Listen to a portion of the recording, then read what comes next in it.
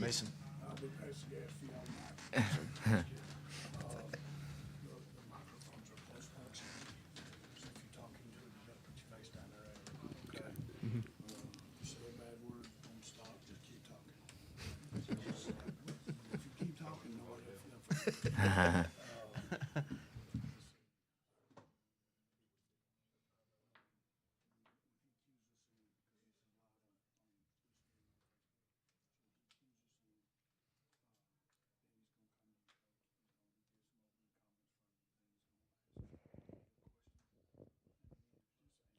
Check, 1, 2. All right, 1 minute, guys. We're going live. 1 minute.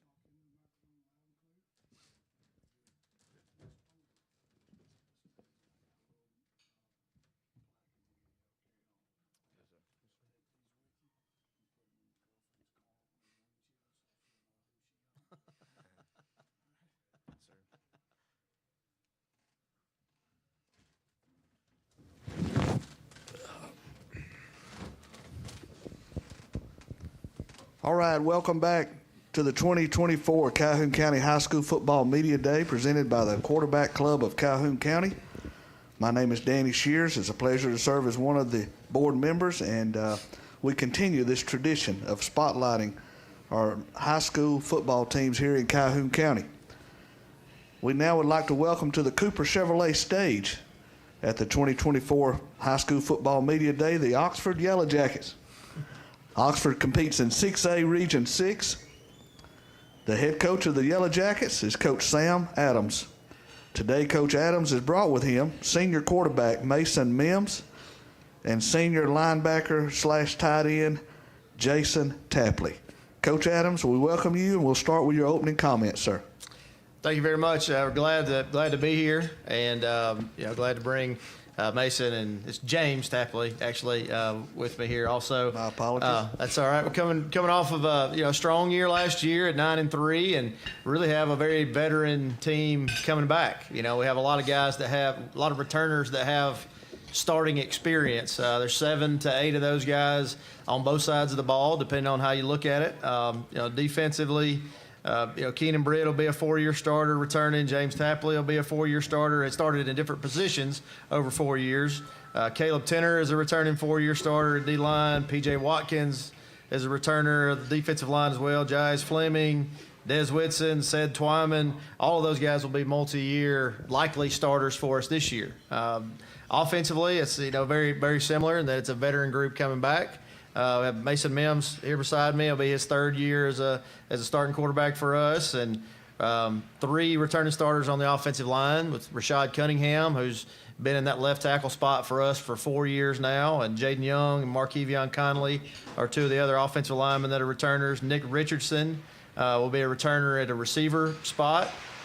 This will be his 3rd year to start for us, and has been very, very productive over the last 2. D.K. Wilson has started games over each of the last 4 years at the running back, kind of slot receiver, hybrid sort of role for us.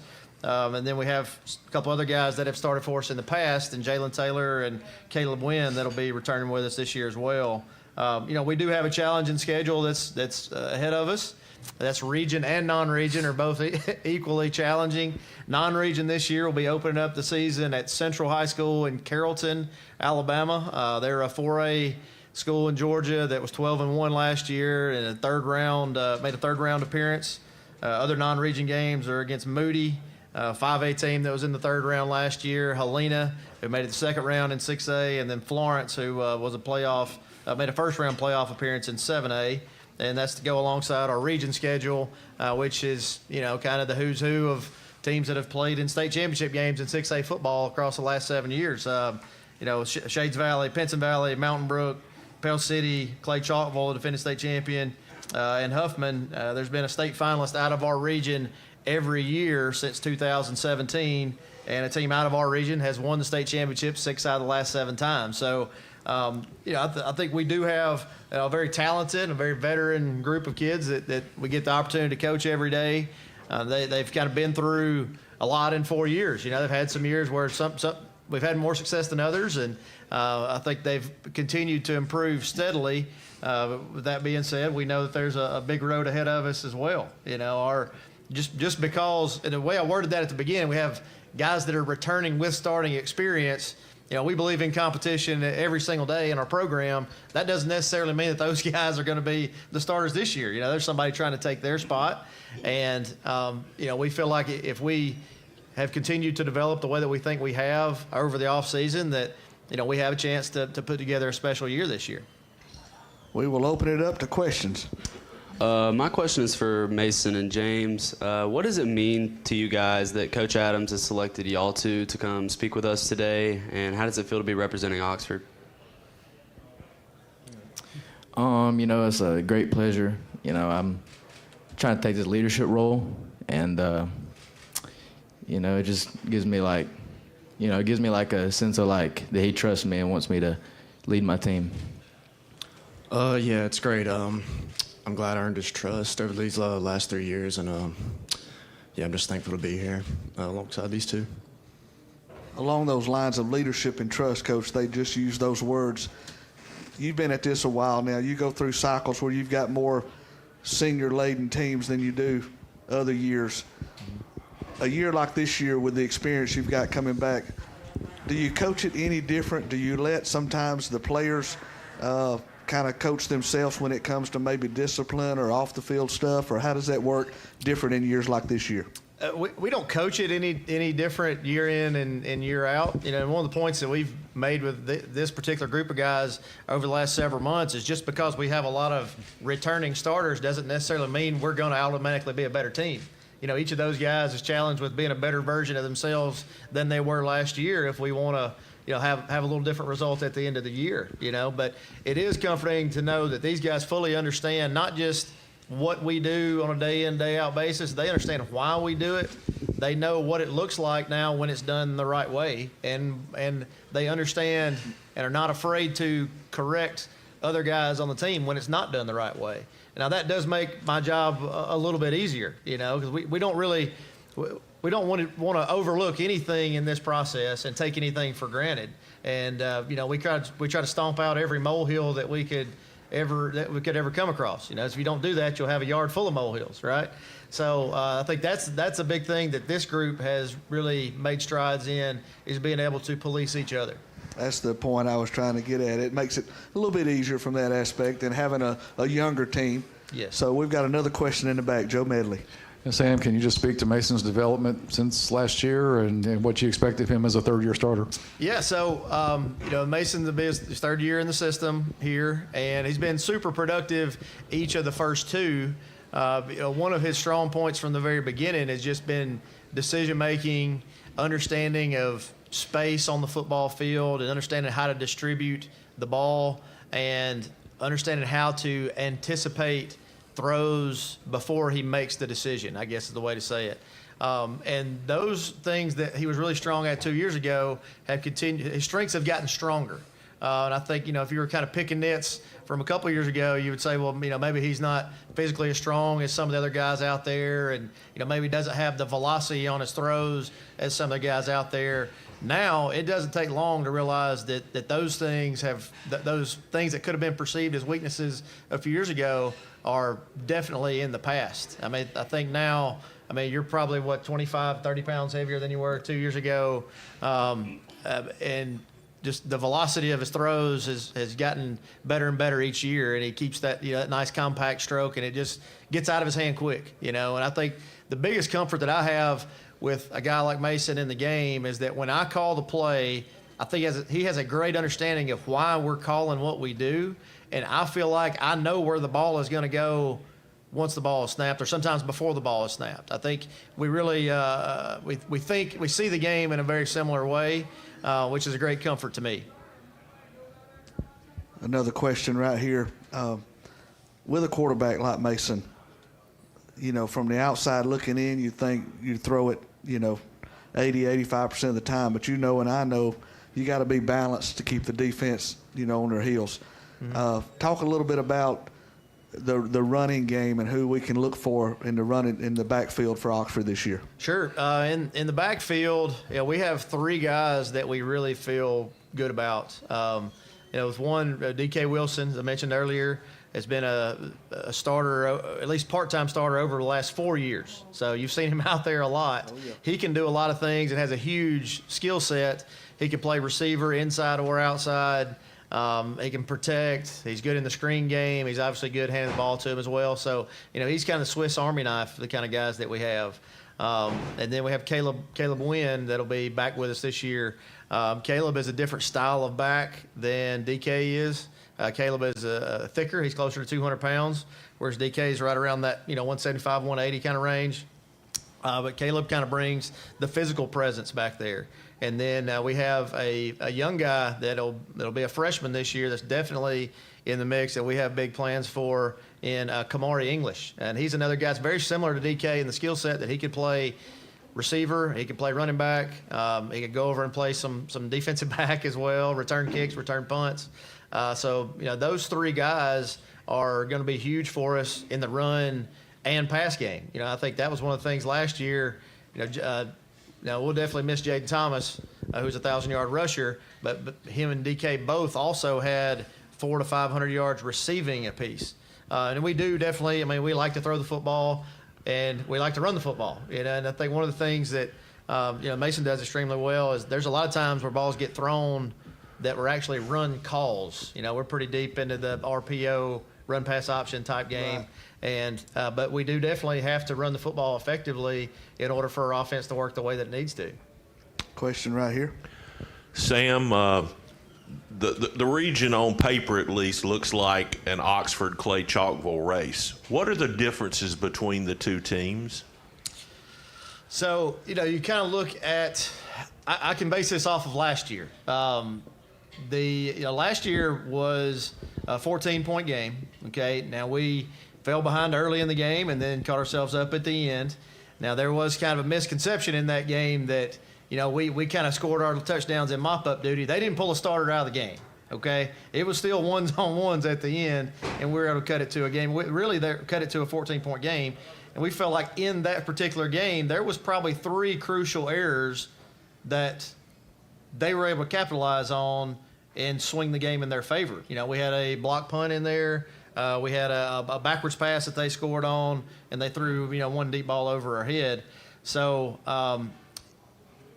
in any game where there's 2 roughly comparably talented teams competing, there's 4 to 5 plays that are going to decide that game. And last year, they made all those plays within the game. As far as if you're looking at what's different between their kids and their program and our program, there's no difference. There's no difference. Our kids get out there and compete. We've got high-level kids just like they do. Now, last year, they did have a super talented team. There was 3 Under Armour All-Americans on the team, in addition to 2 other SEC defenders on the team that were not chosen for the All-American team. So I know this. They've lost those guys. They're not coming back. That by no means does that mean that they're going to fall off a cliff and stop being a good football team, a good football program, because that's not true.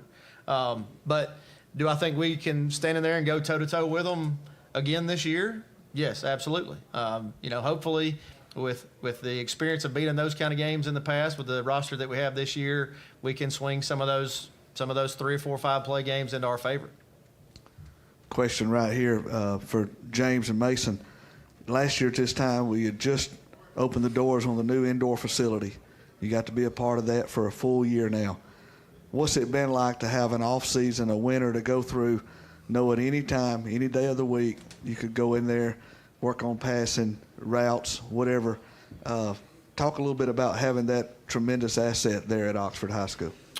Yeah, it's one of the best indoor facilities in the state. There's no doubt about that.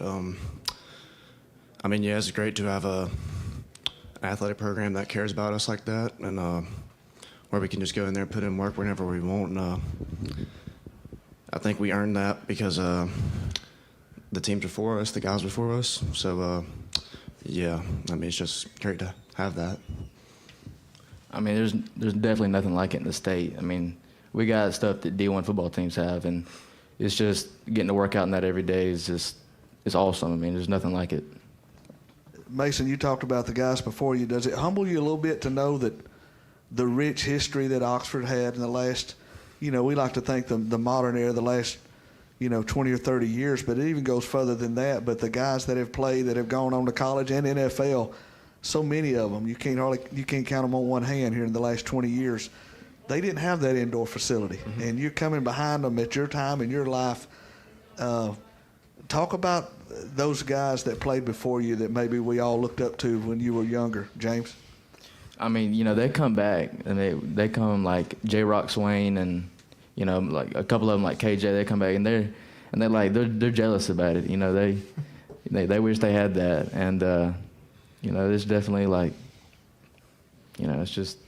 I mean, it's good to have. I mean, they wish they had it. And they do come back and support the program, right, Mason? Yes, sir, they do. We've seen them at camps and things like that. Yes, sir. I mean, it's great to have that supporting cast around you where they'll come back around and I mean, they'll always be Yellow Jackets for life. So it's great to have that support. Yes, sir. Next question right here, Jim. Sam, of course, Mason made our Player of the Year finalist list last year. We've got our watch list out for this year. He's on it, but not only is he on it, Keenan's on it as well. And I think that's the first time we've ever had two players from a school on the watch list at the start of the season. You not only have talent, you have elite talent. Can you talk about that just a little bit? Yeah, I mean, we do have we got a lot of really good football players, and I would argue. I mean, I'm super proud of both those guys for being on that watch list, and they're obviously deservingly so. In my opinion, we probably have three or four more guys that could end up on that list by the end of the year. That people that just are not necessarily household names around this part of the state right now, but they will be soon enough. I think we do have a lot of really good players. The thing I'm more proud of than the fact they're good players is all those names that you just mentioned, in addition to a whole bunch of others, are great human beings. They're great ambassadors of our program and Oxford High School and the city of Oxford. I think we have a lot of kids that have grown up over these last few years as part of our program. I would like to think that our program does a good job in just kind of fostering that and helping build great young men and great football players along the way. Now, I'm not going to take credit for everything that they've done. I mean, they were really good football players before they started our program, and they've just gotten better and better. But we don't hide the fact that we got really good players, and I'm proud of all of them. Time for one final question. Yes, sir, Mark. Mason, you've got your commitment out of the way. What's the best part of having that already completed? I mean, I just get to focus on the season. That's the best part. And, I'm locked in with Louisville. Love the coaching staff there. Love the city. Love the program. And, it's just great to be able to focus on football and not recruitment and all that kind of stuff. So, good question. Well, we're about at the end of our time with Oxford High School. Coach, if you'll give us your final thoughts. Well, I mean, we're super excited for the year, and, it's always a fun time and when you go watch Oxford High School football in the fall, and I just look forward to being out in the stadium and seeing our home crowd there and just feeling the support from our city. Well, good luck to the Oxford Yellow Jackets as they compete in 6A Region 6, and football is right around the corner. Coming up next on the stage will be the Walter Welborn Panthers. Thank you. Thanks.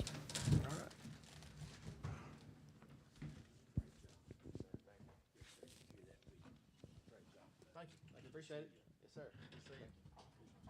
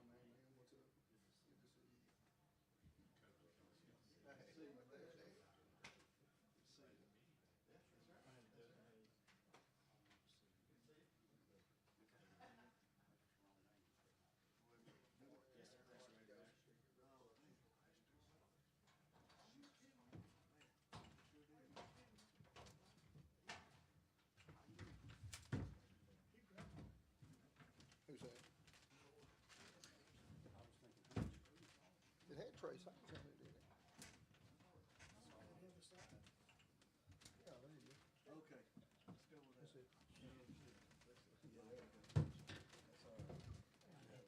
that. Y'all save some papers for it. Gotcha. Yes, sir.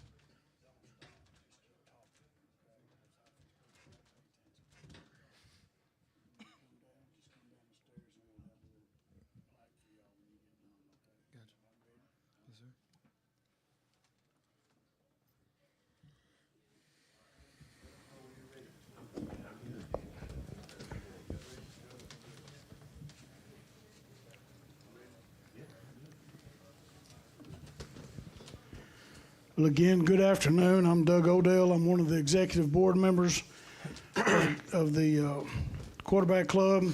We would like to welcome to the stage at this time the Cooper Chevrolet stage at the Calhoun County Media Day, the Walter Welborn Panthers. Welborn competes in 3A Region 6, and the head coach of the Panthers is Jeff Smith. Today, Coach Smith has brought with him senior tight end Ethan Carroll and senior center Trace Dozer Haynes. Coach Smith, we'll start with your opening comments.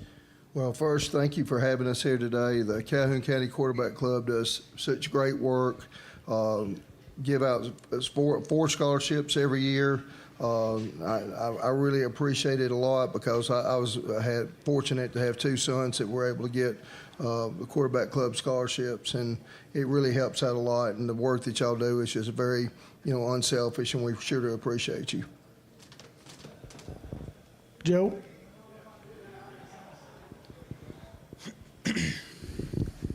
Jeff, just is this a different kind of year in terms of your personnel, and how do you want to approach things this year? Every year seems to be a different type year, and it's funny you mentioned that. I was talking to some of our coaches just the other day, and I feel like we're still putting our team together. We had a really good spring. We were fortunate to get all 10 days outside and had a good spring game down at Faulkner. Then this summer, we've had 27 workouts so far, and we've been able to get outside all 27 workouts, believe it or not, with all this rain. But we still feel like we're putting pieces in. I feel like every day we go out there, we seem to be getting a little better. Coach, I know you also brought a couple of other guys with you. You want to talk about them a little bit? Well, Ethan here to my right has been a 4-year starter for us, and he plays tight end, defensive end. And Dozier beside me here, well, he's a worker, and he starts at center, and he can play anywhere on our defensive line. But in the back, I brought Kyle Bright. He plays anywhere we want him to on offense. Same thing on defense. He can play linebacker and defensive back. He's a true utility player. And then Raymond Williams plays our will linebacker and our fullback. Of course, us being 3A, all our players, they work on both sides of the ball. We try our best to platoon, but, most of the time we have kids going both ways. How difficult has it been? You talked about earlier restructuring things and building your team with losing Jabari to Aniston. How has that is that part of the reason why you're having to restructure? And no, that of course, that does, that hurts us, but and we wish him well and hope everything goes good for him and everything. But we've got more than just one player on the team. We've got several really good players, and our team's a little different. We've got some kids that are good in different skill positions, and we're trying to get it out there to them a little bit more. And, we're just trying to fit all that together without going into specifics what all we're doing. But, man, I tell you, we had a good spring, and we've had a good summer. And, again, the pieces are just falling in their place. Question for Ethan and Dozer, since y'all are up here. What's your favorite part of the process? From spring to fall, all that in between. What's your favorite part of the process getting ready for the season? Well, if I had to say, it would probably be being able to really get all the guys together in the off season and be able to really create that bond before the season starts. Really create an environment where everyone trusts everybody, everyone respects everybody. You pick out your leaders and the people who are vocal and the people who lead with their actions, and then you pick out, the people who are there to really put in the work, the guys that are really there to get it done, the guys that are loyal, the guys that, want to be there, want to get better, want to, have a successful season, and then you get to pick out the ones who, are considered rotten apples, the ones that don't want to be there, the ones that are lazy, the ones that, whatever. I really enjoy being able to really pick out who wants to be there, who wants to put in the work, and who wants to get better to set ourselves up for the season. Dozier, your comment? It's about the same thing Ethan said. It's about to see which one's ready to be there. And that's a process. I'm going to add to that.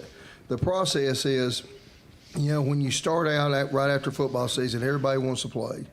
And then you go through your winter workouts, and then you get into spring training, and then you get through the summer, and you start getting less and less. And then when you finally get to the season, you get the guys that really care and really want to play, and that's what makes it special. That whole process of getting to the point of football season, that's what I enjoy the most, is developing the young men as we go. Yeah, I know you always enjoyed practice. Absolutely. Jeff, talk a little bit about the region. It seems to me that, we've all seen this region before, but in years past, there was usually one or two teams that you could kind of pencil in at the top and kind of think that they were the ones to beat for the title. But this year, it just doesn't seem like there's any one team that stands out above the others, and it looks like we're going to have some really good games this year. I think our region is very tough. I really, as far as North Alabama goes, in 3A, it's the toughest 3A region of the four regions. Last year, now what I like about it is last year we were in the southern region. Even though we were in a 17 region, we had a lot of travel games.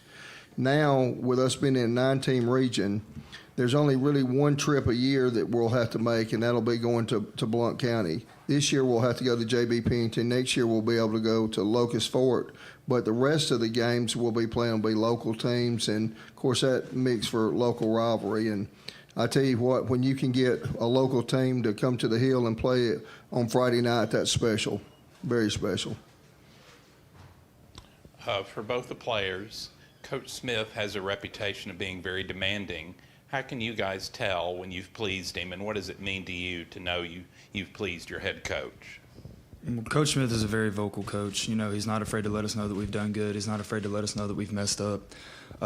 He's a tough coach. He's an old school coach, but I think that's what a lot of the guys on the team enjoy. We like being able to be told, where we messed up, what we did wrong, so that way we can go to work and perfect our craft and fix, what he believes we're doing wrong. And a lot of times you can't see it. So as a team who, makes mistakes, everyone makes mistakes, but he's a really vocal coach, and he really lets us know what we need to do and when we need to do it, and he's not afraid to let us know that we've done good. So,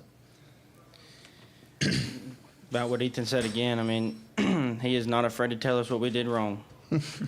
It's a good thing, though, for the team we got. Through the years, since I've been on varsity, it's been a fun years, but he is a very vocal coach, and I think it's good for us. I'm not near what I was. I just say they just don't know. Now, Coach Odell might know, but I'm not. No, they don't know. I got a question for both the players. With every season, obviously comes pressure. Now that y'all are both seniors, does that add any extra pressure for y'all to, be the ones the guys look at to lead the team? Personally, I feel like it actually relieves the pressure because, being moved up as a freshman on varsity, that's a really, not necessarily a scary thing, but it's really a lot of adapting you have to do. And it was definitely a new environment coming up. But the years that I've been here, the guys that I've been with, the examples of leadership that I've had, I think that it's really prepared me for this. And I'm extremely grateful for the opportunity that I've had. And I think it's going to be a really good year. I always look forward to it. Since the 9th grade, I always look forward to being a leader. To me, I feel like I've always been a leader, but my senior year, it's going to be one of the best years, though. question here for the players. What game on the schedule, which I know you guys already looked at, but even in the past, when you think, what high schools do you like competing against? You know, is there a team out there you just can't wait for that game? I mean, I know how you address all of them, but is there one school in particular that just matters to you a little more than anybody else? Personally, I'm beyond stoked to play Piedmont, and mostly because of the history that that's in my family. You know, my brother, he was a part of the team that lost to Piedmont, and then beat Piedmont, and then lost to him again in the playoffs. So it's exciting for me to be able to go out there and really redeem what he lost, because I truly believe that there's not anybody on our schedule that can beat us this year. So I'm really excited to get after Piedmont. That's good. Dozier? To me, it's about every game's about the same to me. I mean, some games I'll play. I mean, one of them I want to play the hardest I can play, each play. I don't want to take no plays off, but I look at every game, I'm gonna play 110% no matter what. Do you have a question? Go ahead. Jeff, year 16, coaching Welborn, just kind of what's your perspective right now on what it's been to coach your alma mater all this time, and how much longer does this journey go? I'm very proud of it, and I figured that was going to be the question.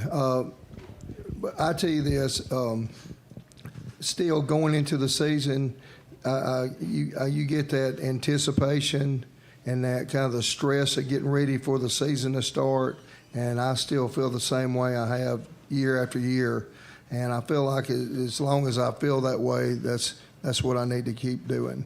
Look, I tell you this, I'm very proud that we've been here for 16 years now, and I'm very proud that I can still go out there and work like I work when I'm getting to the age that I am. I think I can still outwork most coaches, and I'm very proud of that.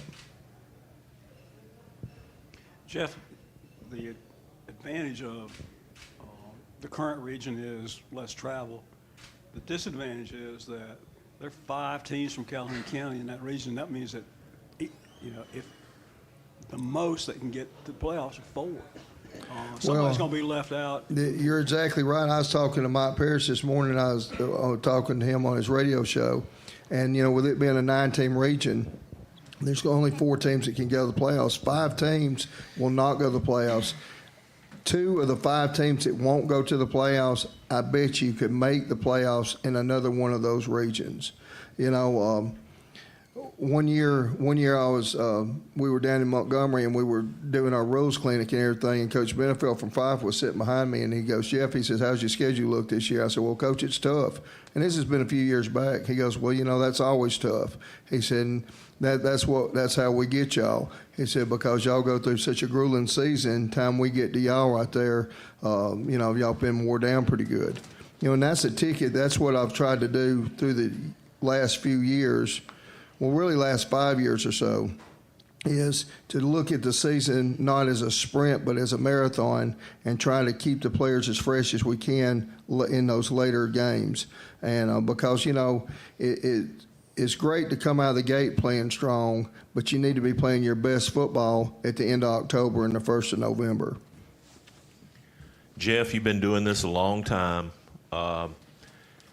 I saw in the last couple of weeks where 3 of the top basketball players in the state have transferred to Georgia or other schools because of NIL. You obviously bleed black and white. You're a Welborn alum. You love your school. You love your community. What are we doing to the game? I don't know. Going back to college football, I'll say this about college football and NIL. They brought it on themselves. Years ago, like say in the 50s and the 60s, the players would get laundry money, and they would give them like $20 a week, supposedly to do laundry or take care of just some, going out on a date or something. Okay, well, they cut away the laundry money, and you're on full scholarship, but that pays your tuition, your books, your room, and the place to live. Okay, but then you have no other money. and you're not able to work a job because now when you sign on for that scholarship, now you're working for the university. Now you call it like it is. You are working for that university, and Saturday's big. And I think if you went back, if they would have kept doing, like say, laundry money and paid the players, and I won't say if it's paid players, but it gave an allowance to the players, say just $100 a week, and that they could actually went out on a date or went and bought a hamburger, I think we wouldn't be in the place we are now. I think a lot of it was greed, and that's where we've got to. And then so, you got a player. I remember a story one time, the principal that was at McAdory when I was with Coach Bowles at Hueytown, he told me that he was a head coach at McAdory at the time. He said that Bo Jackson called him after the game where Bo went over the top against Alabama, and he was back in the dorm room, and he said, "Bo, why are you not, out with everybody else?" He said, "Well, I really ain't got no money to do anything." And that I've always kind of remembered that is, those players are out there making those millions and millions of dollars and everything, and then they had no private life at all. And I think if they would have done that, I don't think we would have got to the place we are in college football now. Now, whatever happens in college football is going to come down to high school football, and now we'll have to deal with it. NIL hadn't passed in Alabama yet, but I'm sure sooner or later it will. So going into this season, and we talked earlier, and you talked about building your team. Talk to me about that process. Talk to us about that process of putting that team together. Well, I mean, everybody's great when there's no pressure applied. You got to get the kids, and you got to work them, and you got to take them to that edge there where they're doing more than what they thought they could do. And then you've got to apply pressure in practice so that when they get in the game and they have a pressure situation, they don't just crack.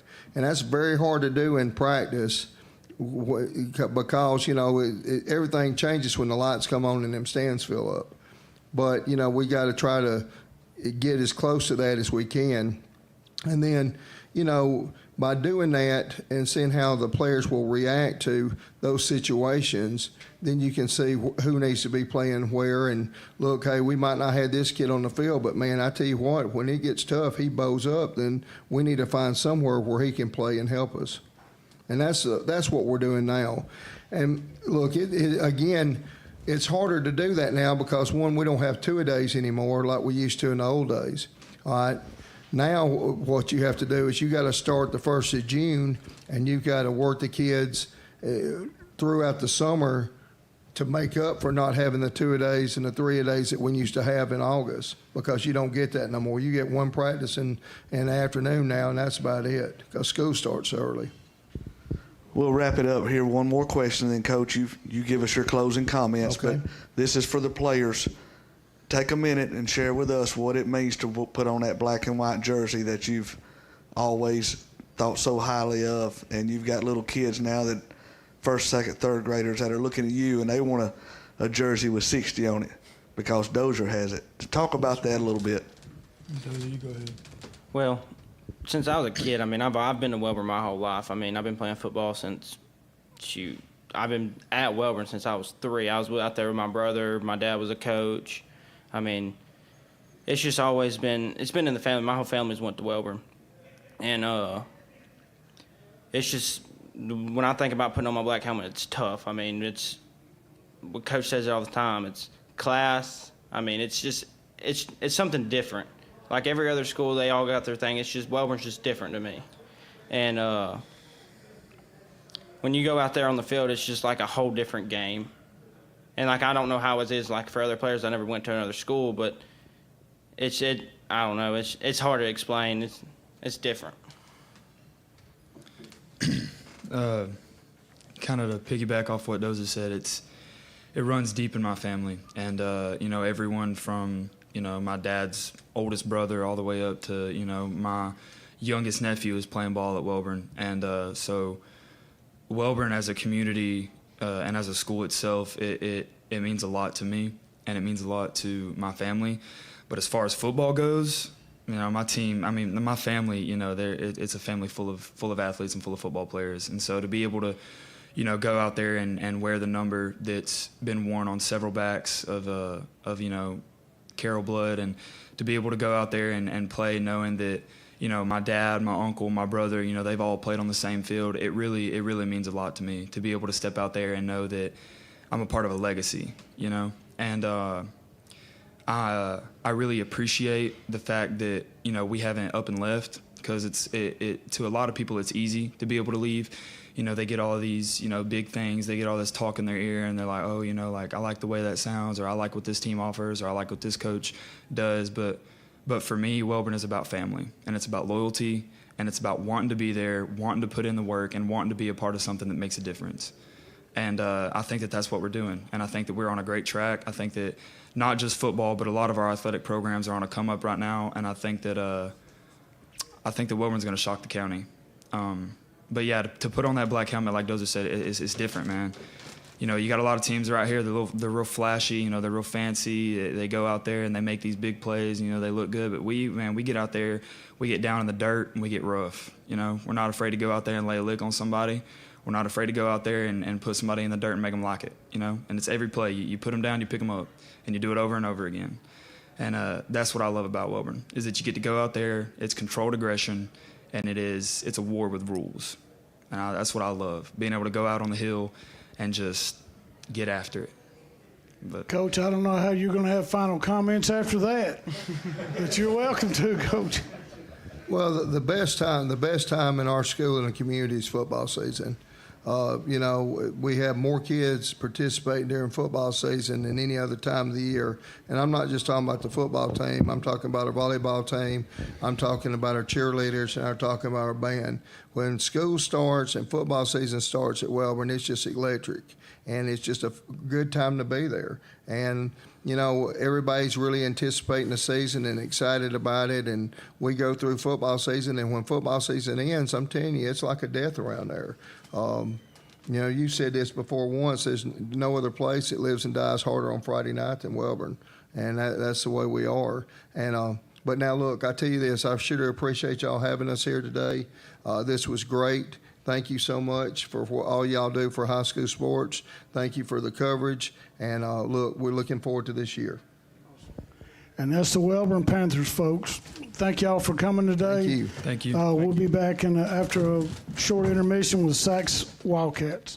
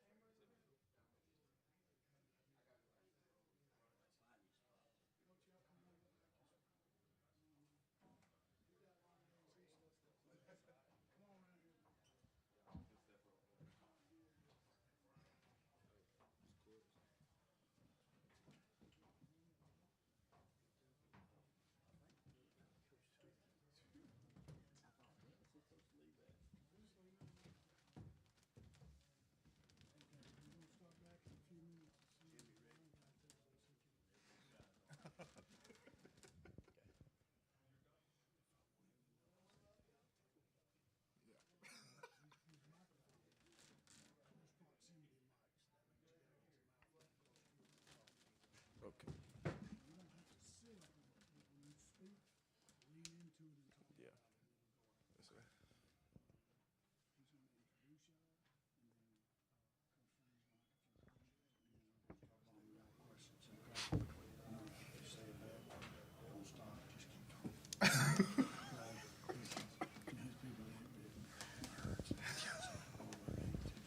Yeah.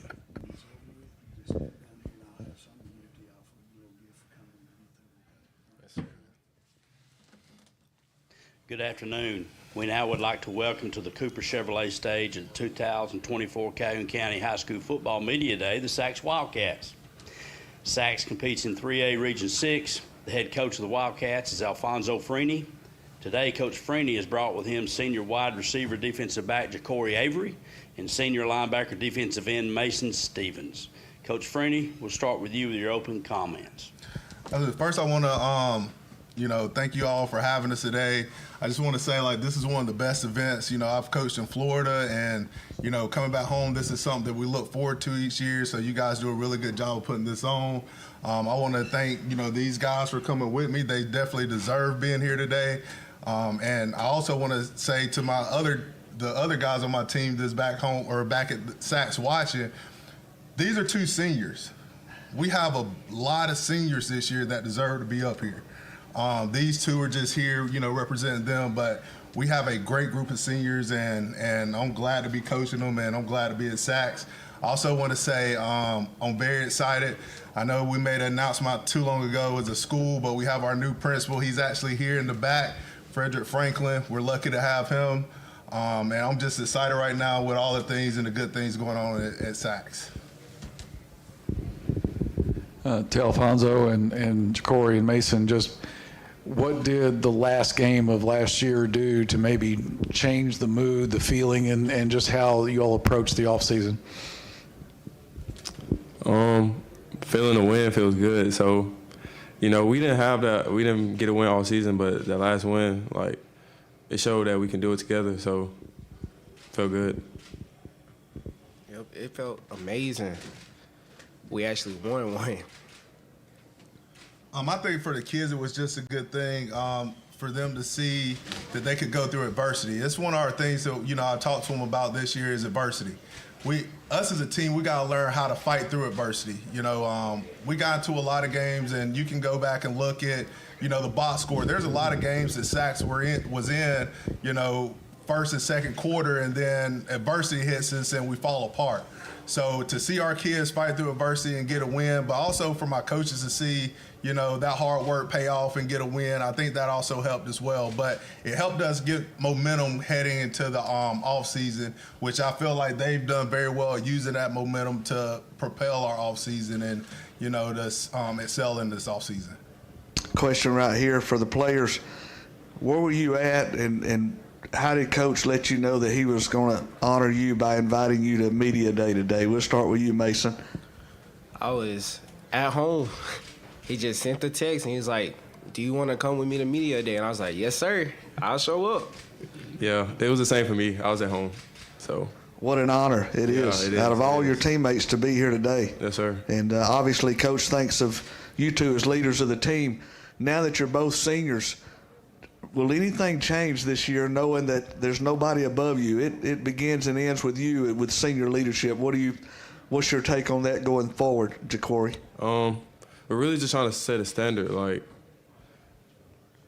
for the younger kids, keep the standard high. When Coach Freeney first got here, it really, everything, that he was teaching us was new to us. But, this year, we've been handling everything, it's, becoming automatic. So that's good. And we're just trying to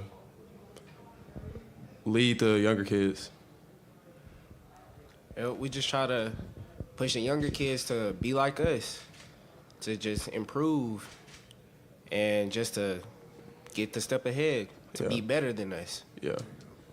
When you want the younger kids, as you say, to be like you, that makes you want to do the best you can, give it all on the line. Yes, sir. Talk a little bit, and Coach, you can jump in here too. Talk about this tough region that you play in. You know, every week there's no taking off. Obviously, you've got every opponent on that schedule is a quality opponent that you've got to bring your best. And I guess, do you have the mentality of one week at a time, or go 1-0, as some coaches say, Coach? This is probably going to sound crazy, but I don't even think these guys have heard me talk about who's in our region, because it's not about them, to be honest with you. It's about these guys standing up here. I truly believe and I truly feel that, you know, my football team, if they do what they're supposed to and they come out every night and attention to detail and play like they're supposed to, that they can compete against anybody. Yes, we're in a tough region, and I'm excited about that region. Me personally, I like competition. I think competition brings out the best in these guys. But for me, it's all about the Wildcats. It's all about Sacs, and we're going to focus on us, and we're going to focus on getting better each and every day. 1%, right? Just get 1% better each and every day, and if we can do that, we're going to be all right. Got a question right here. Now that you've been at Sacs for a full cycle, how much easier is the preparation going to be for the 2024 season than it was for the 2023 season? I think a lot easier. I think last year, you know, we jumped in the season, and me and the coaching staff, we kind of honestly thought that our kids were further along than that first game showed. And then we kind of had to backtrack on some things, like fundamental stuff that we were able to work on a lot sooner, that I know that they're better at now. Yeah. So I think going into this year, I think also just the relationship building piece of it, right? Like, I come in last year, I get here in June, they're trying to figure out who's this guy, you know, and I'm trying to figure them out, you know. They're trying to see what makes me tick, I'm trying to see what makes them tick. So I think now we know each other. I think we're comfortable with each other, and I think, you know, that year has, you know, we worked really hard at it now. Like, we've spent a lot of hours, a lot of time together, but I think we've kind of built a family. And we built a brotherhood, and I think with that being said, like, they trust me, I trust them. You know, if I ask these two guys, or if I ask any of the seniors to get something done, they'll get it done. You know, it's sometimes, you know, and our kids, some of our kids have tough situations, but it's on these guys, you know, we talk to help your brother through it. So a lot of times, you know, if a kid doesn't have a ride to workouts, they're figuring out how to get a kid to work out. And, you know, that's just a testament of these guys and the senior leadership that we're going to have this year. I have one question before we let you follow up. Sacs High School is a young high school, meaning I believe that the first graduating class was maybe 1967. It sounds like a long time ago. However, that's not very long. They've had two coaches, Jack Stewart and Bobby Joe Johnson, who are in the Alabama Sports Hall of Fame. Absolutely. They've had two since then that there's no doubt in Clint Smith, who originated Sacs back to where it needed to be for 7 to 8 years now. Of course, Jonathan Miller, before he left to go to Piedmont, there's no doubt they'll have 4 in the Alabama Sports Hall of Fame. Sure. Now, we know your championship background as a player and certainly as a coach, and I see joy on these two young gentlemen's face, but I also know that they've got great character and they're going to do their very best and bring that intensity to the field. But my question is, from a personal standpoint, where do you see yourself and your legacy at Sacs, and how you build upon the success that's been there previously? You know, my personal success goes with these kids. Me looking, you know, 10, 15 years down the road, and they've got a degree. They have a family. Ja'Cory, one day, you know, I get a text from him, hey, Coach, I want you to come to my wedding one day. Mason, hey, Coach, like, check out my kids. Like, that's where I gauge my success, you know.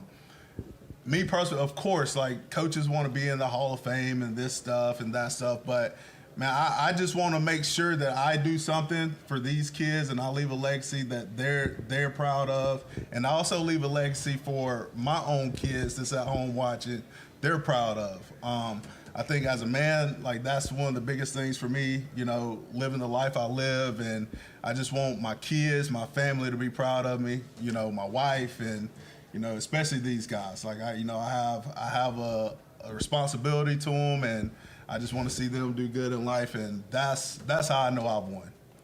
Closing comments. Again, I just want to say thanks for having us. I think I talked to somebody earlier. This is truly one of the best events I've been a part of, you know, even in coaching in Florida. I've got to say thank you to my wife for allowing me to do the thing I love and coach these kids, and thank you to my own kids for allowing these guys to be their brothers. So thank you to the Sachs family, and we look forward to this season. We're definitely going to be a different team. We're definitely going to have a different mindset, and I'm glad to go through that with these young men. Sachs Wildcats, thank you so much. Thank you.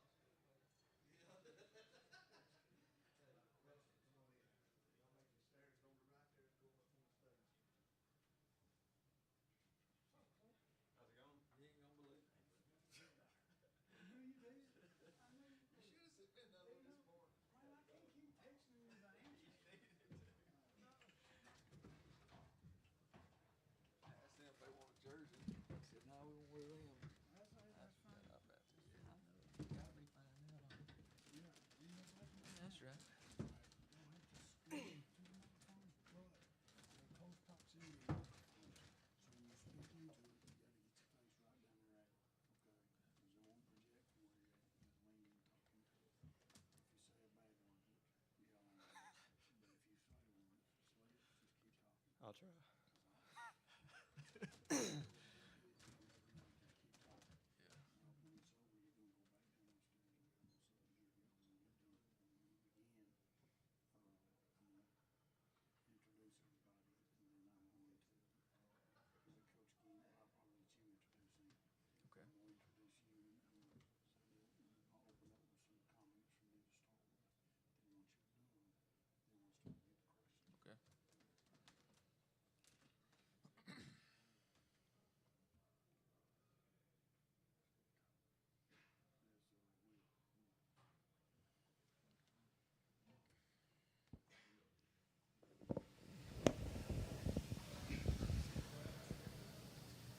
You ready, Jim?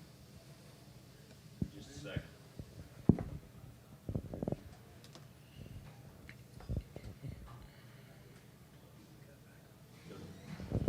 Good afternoon.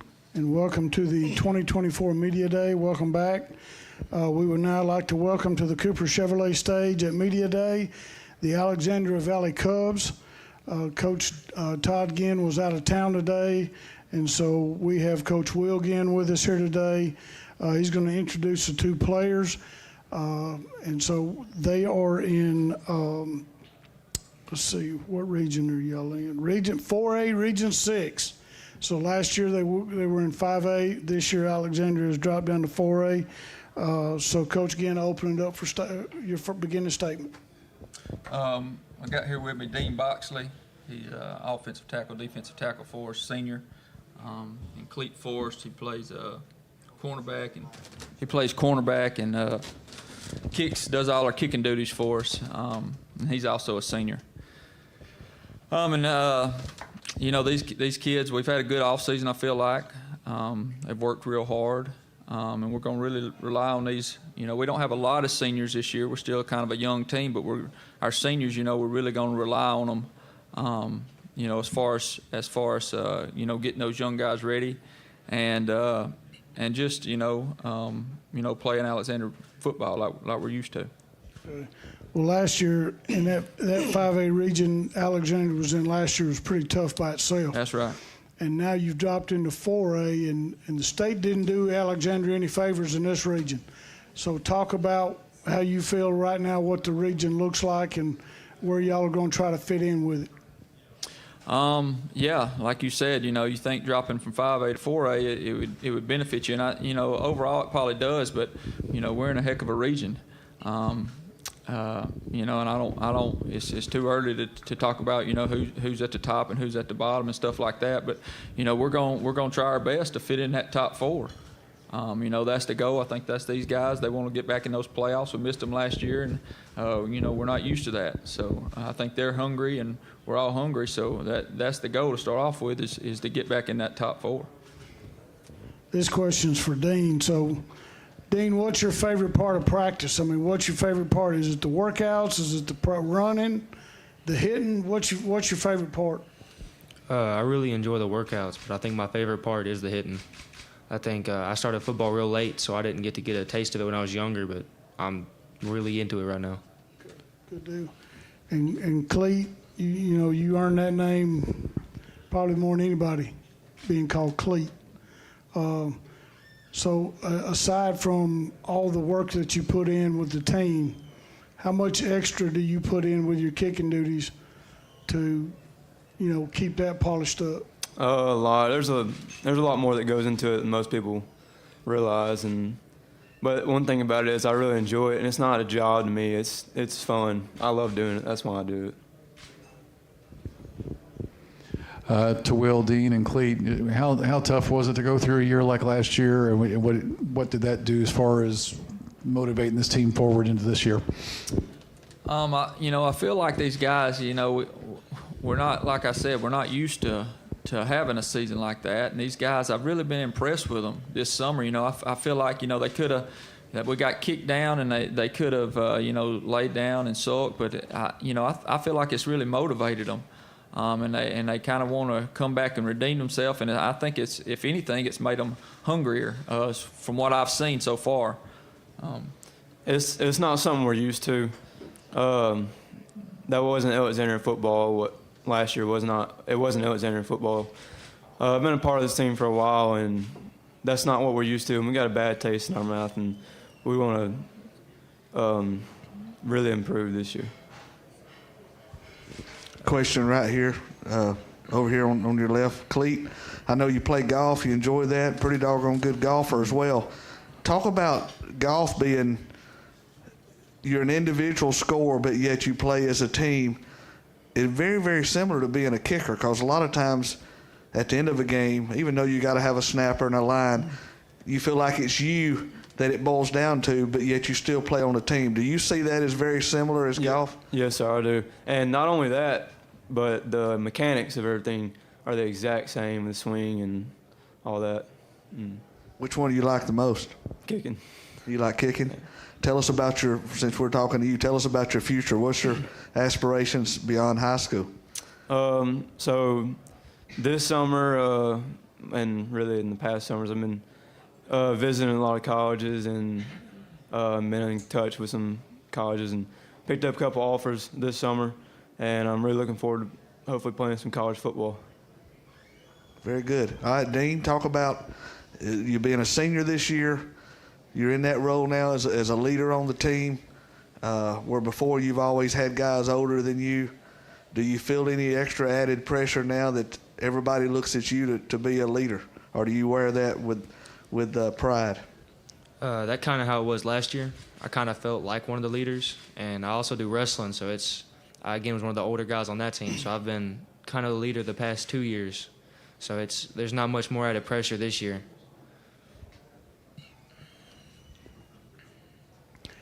So, Cleet, I got to ask you this question because a lot of people are dying to know. I used to do the radio, so I would watch you in pregame warm-ups, and just so we can all be clear, what's the record for you so far? How far have you actually kicked and made one so far? In a game or in practice? Either one. Well, in practice, I've made it from 63. In a game, it's 48. Hoping to improve that. It gets a little tighter in the ball game, doesn't it? It does. Yeah, a little more relaxed at practice. 63, is that all? That's as far as, that's all, it. just 63? That's all I got right now, yeah. Okay.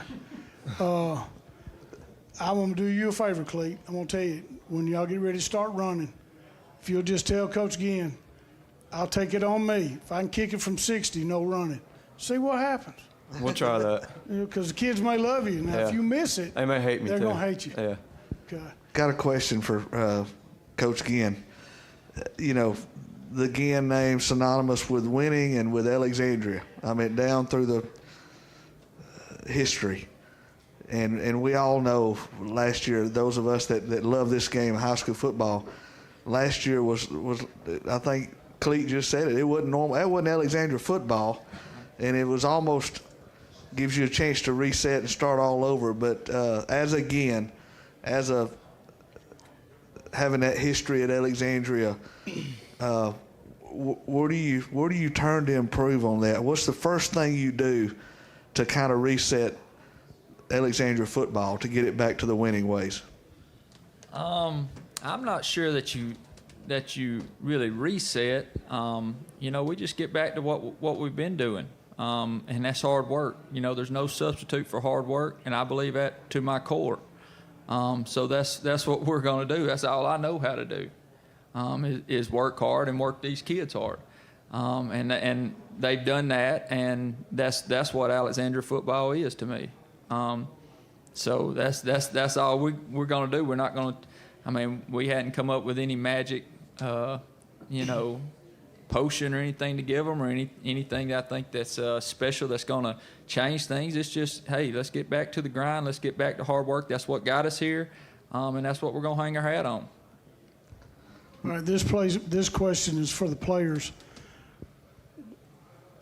What does it mean to you that Coach Ginn chose y'all to come with Coach Ginn today to represent the school? What does that mean to you, Dean?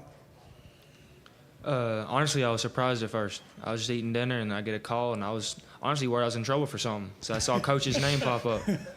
And he said, no, I need you to come Friday media day. And I was honestly shocked, but I felt honored. I felt like I was being seen as one of the leaders and as one of the people he can rely on to show what the team's really made of.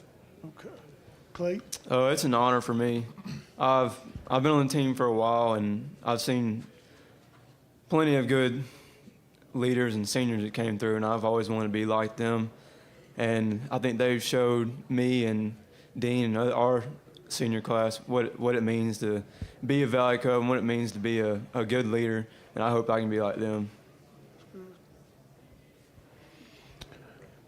Cleet, I have to know, how did you get the nickname Cleet, and is there anybody anywhere who calls you Grayson? Not many people know that's my real name, actually. You'd be surprised. But it's kind of a letdown when I tell y'all this. But it came from baseball before football, but it ended up being good. It ended up being real good. My dad gave it to me when I was real little. Yeah. one final question here from me. Talk about Friday nights in the Valley and putting that A on. And what's your favorite part for the two players, Dean and Cleet? Is it running through the banner when the band's playing, or when they tee it up and you kick the first kick? Sometimes you kick off, if you win the toss, you kick and defer or whatever. Or is it in the locker room after the game when you've won a big game against a quality opponent and everybody's smiling? What's your favorite part of Friday night? It's really special to me. If I had to pick one thing, there's not really one certain thing that I like more than others, but my favorite thing is coming out in pregame, and I'm out there an hour and a half, 2 hours before the game, and I get to see everybody come in. And most time I'm by the fence, and I get to talk to people that I've known my whole life, and everybody feels like family out there to me. And then I'd say one other thing is we go in the locker room after warm-ups, and we come back out, and you see the stadiums filled up, and you see orange and black everywhere, and everybody's eating Valley dogs. But yeah, it's just one big family to me, and that's what I enjoy about it. Dean, what's special to you that stands out? I think that that first offensive play, it sets the tone for the night and how it's going to go. I think that's my favorite part of Friday night. Just seeing how the other team's going to react to how we start off, and I hope that we can start off good this year. Coach, what's your favorite part? As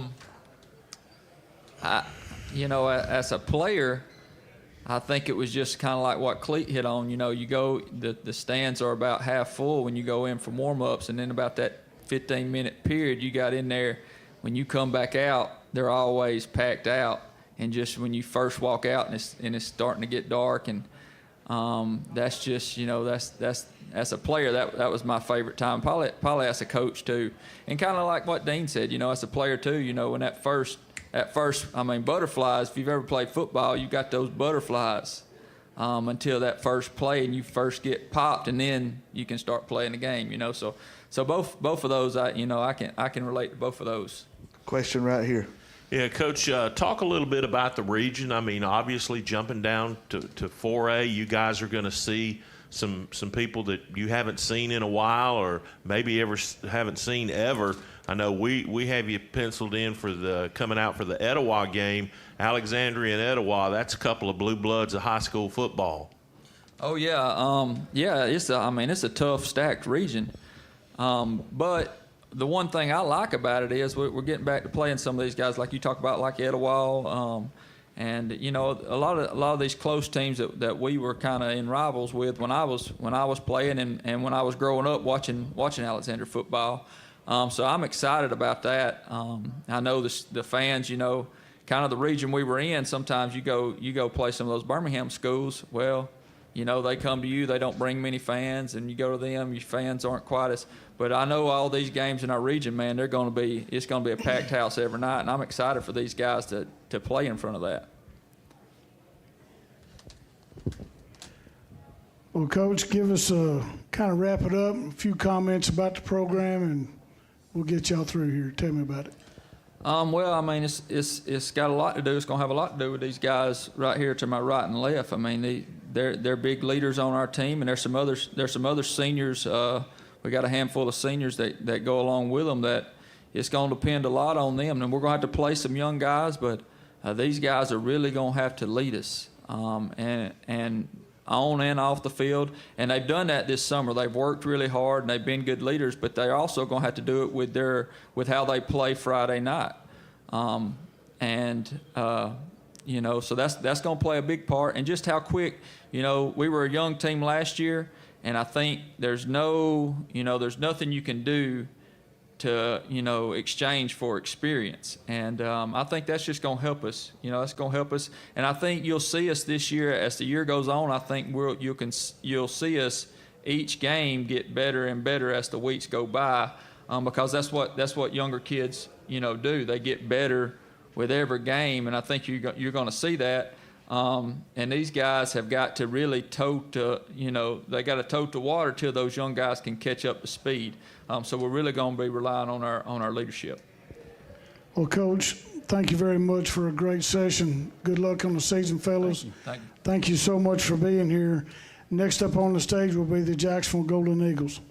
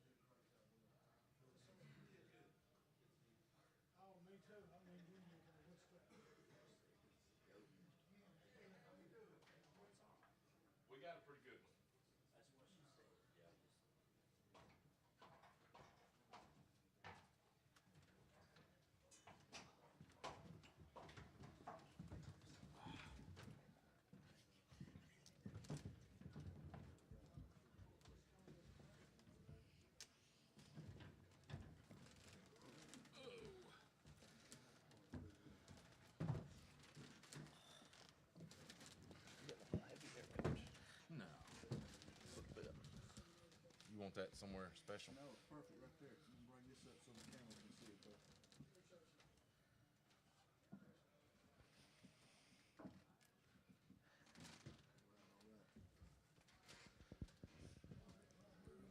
Hey, buddy.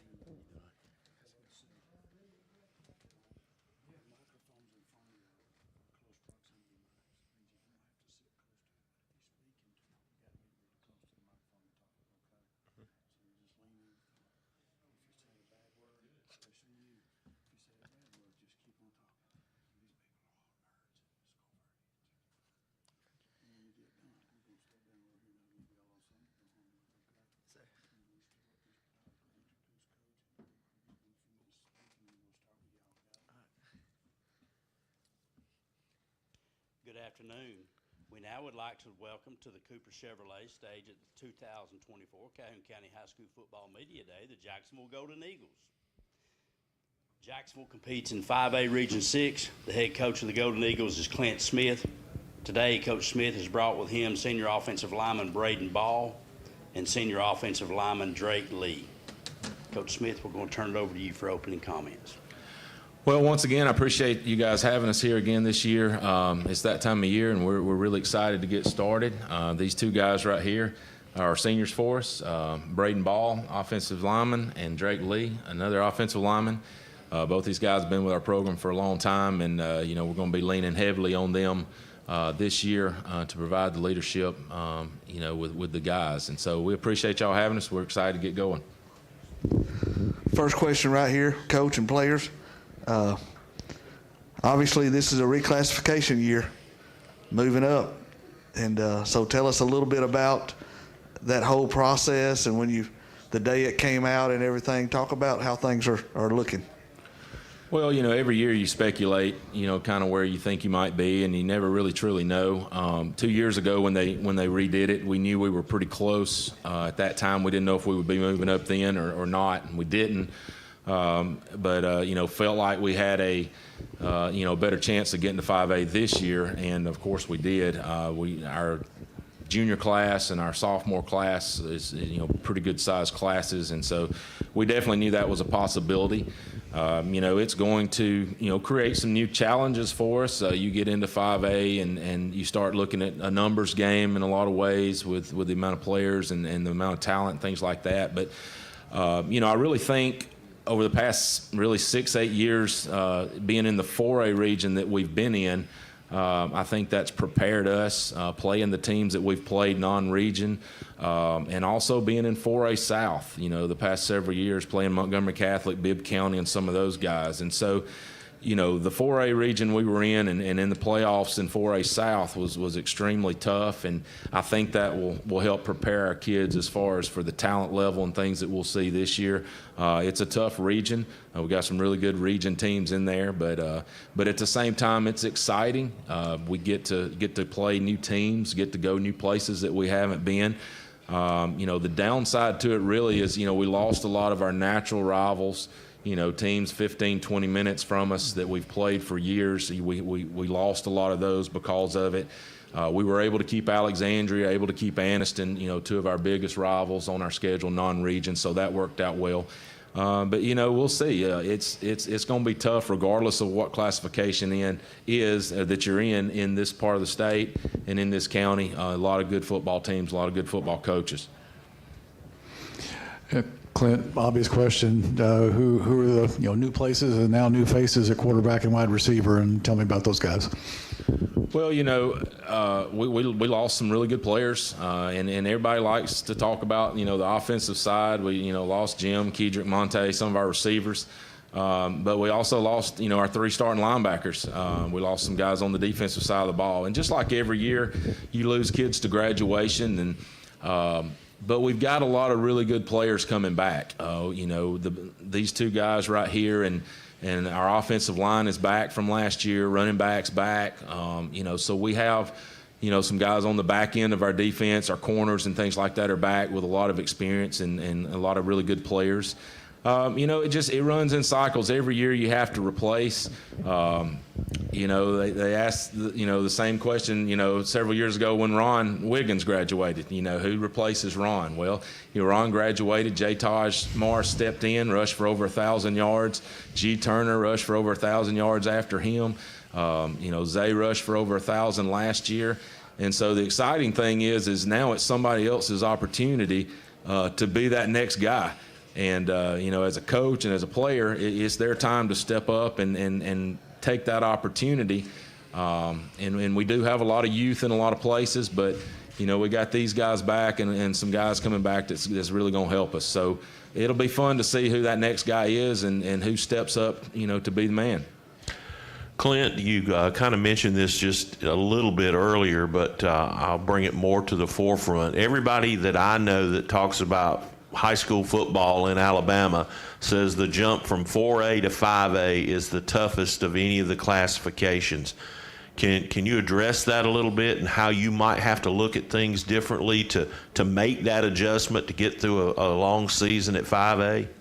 Well, ask me at the end of the season, I can probably tell you a little better. But, like I said, we've played really good competition. We've been in tough areas, tough regions, great non-region schedule.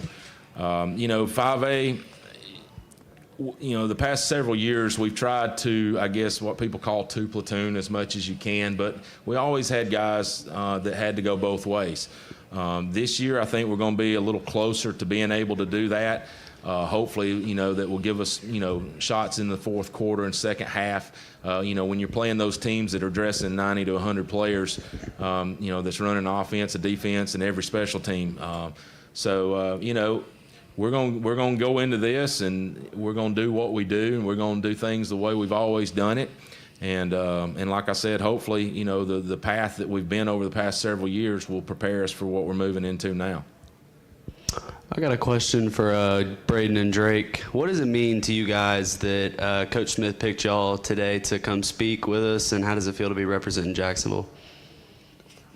It feels pretty good. Personally, I love to represent my school and my community and to put on for the community.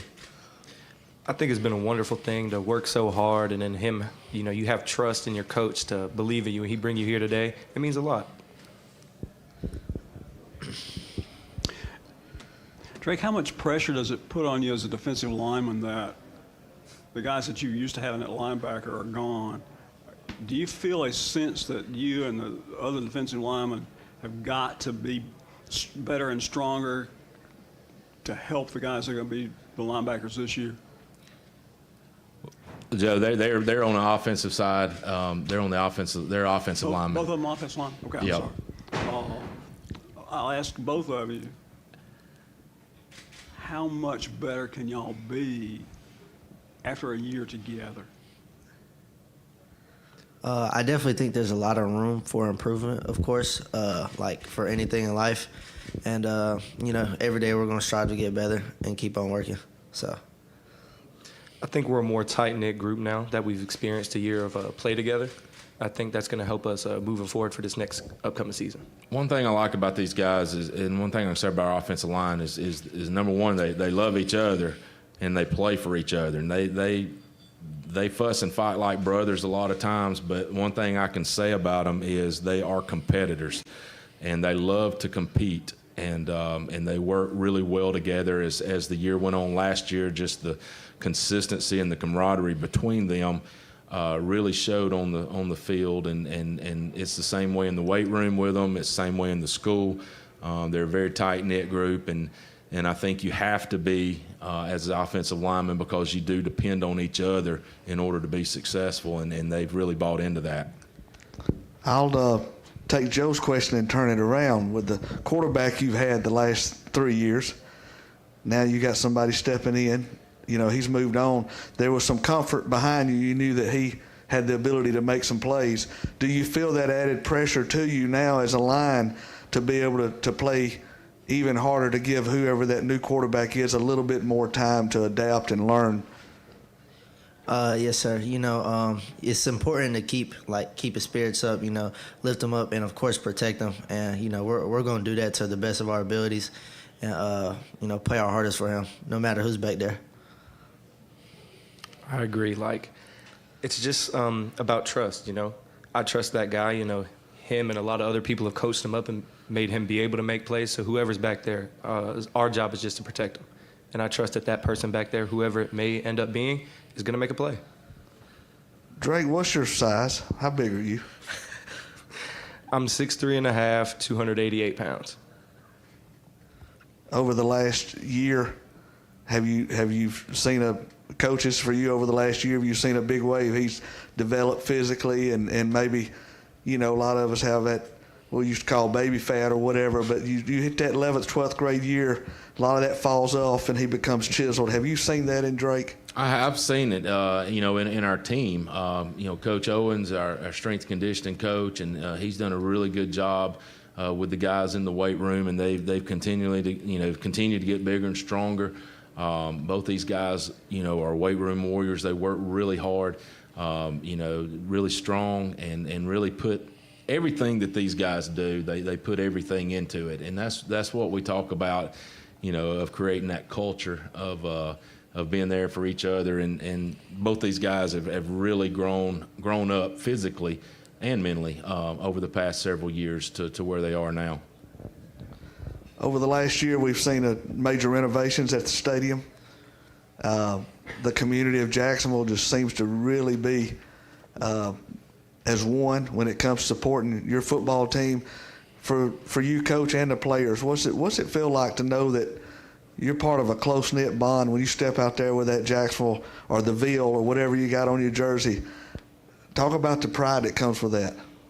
Well, I think I think we've created a culture of winning. I think we've created a culture of relationships, within the team, within the community. Our administration's been great, and our fans have been great. Every time we go on the road, we have just as many fans as the home team, and so our parents, our booster club. Everybody that goes into that to make a season successful, and it takes so many people. It's just they're loud. Our band and cheerleaders do an awesome job. They work extremely hard, and so it's just a fun environment. Friday nights in Jacksonville are awesome. The new stadium, that added a lot to it. But it was that way before the new stadium. And so, just good people, good kids. I've got outstanding coaches that have been with me for a long time and just have bought into what we do. And like I said, that's what it's about, is creating that community and those relationships and just the pride that we have when we put these jerseys on. And, you hear people talk about it, but these guys play for the name on the front of the jersey, not the name on the back. Coach, I got a question for you. Obviously, you expect a lot out of Braden and Drake, but are there some other guys that you can name that you're hoping to have a big season and make a big impact for you guys?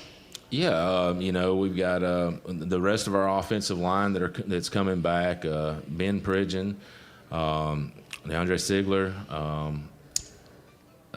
Garrick Strain, Jackson Wade comes in and plays a lot. Those guys are back, and we're expecting those guys to kind of help lead some of these younger guys and these little more inexperienced players.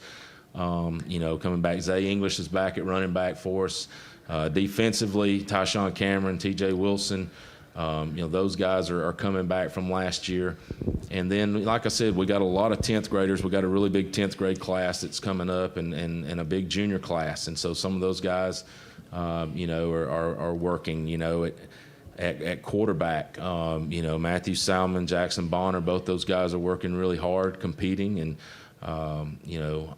and so just going into the season, I like our team. I like the character of them. I like the locker room.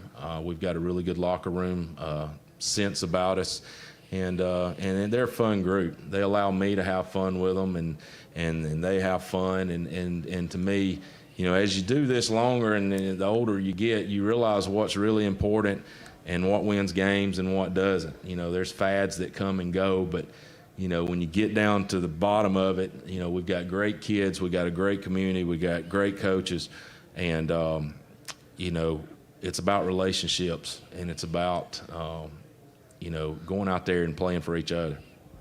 You mentioned having fun. This is for the two players.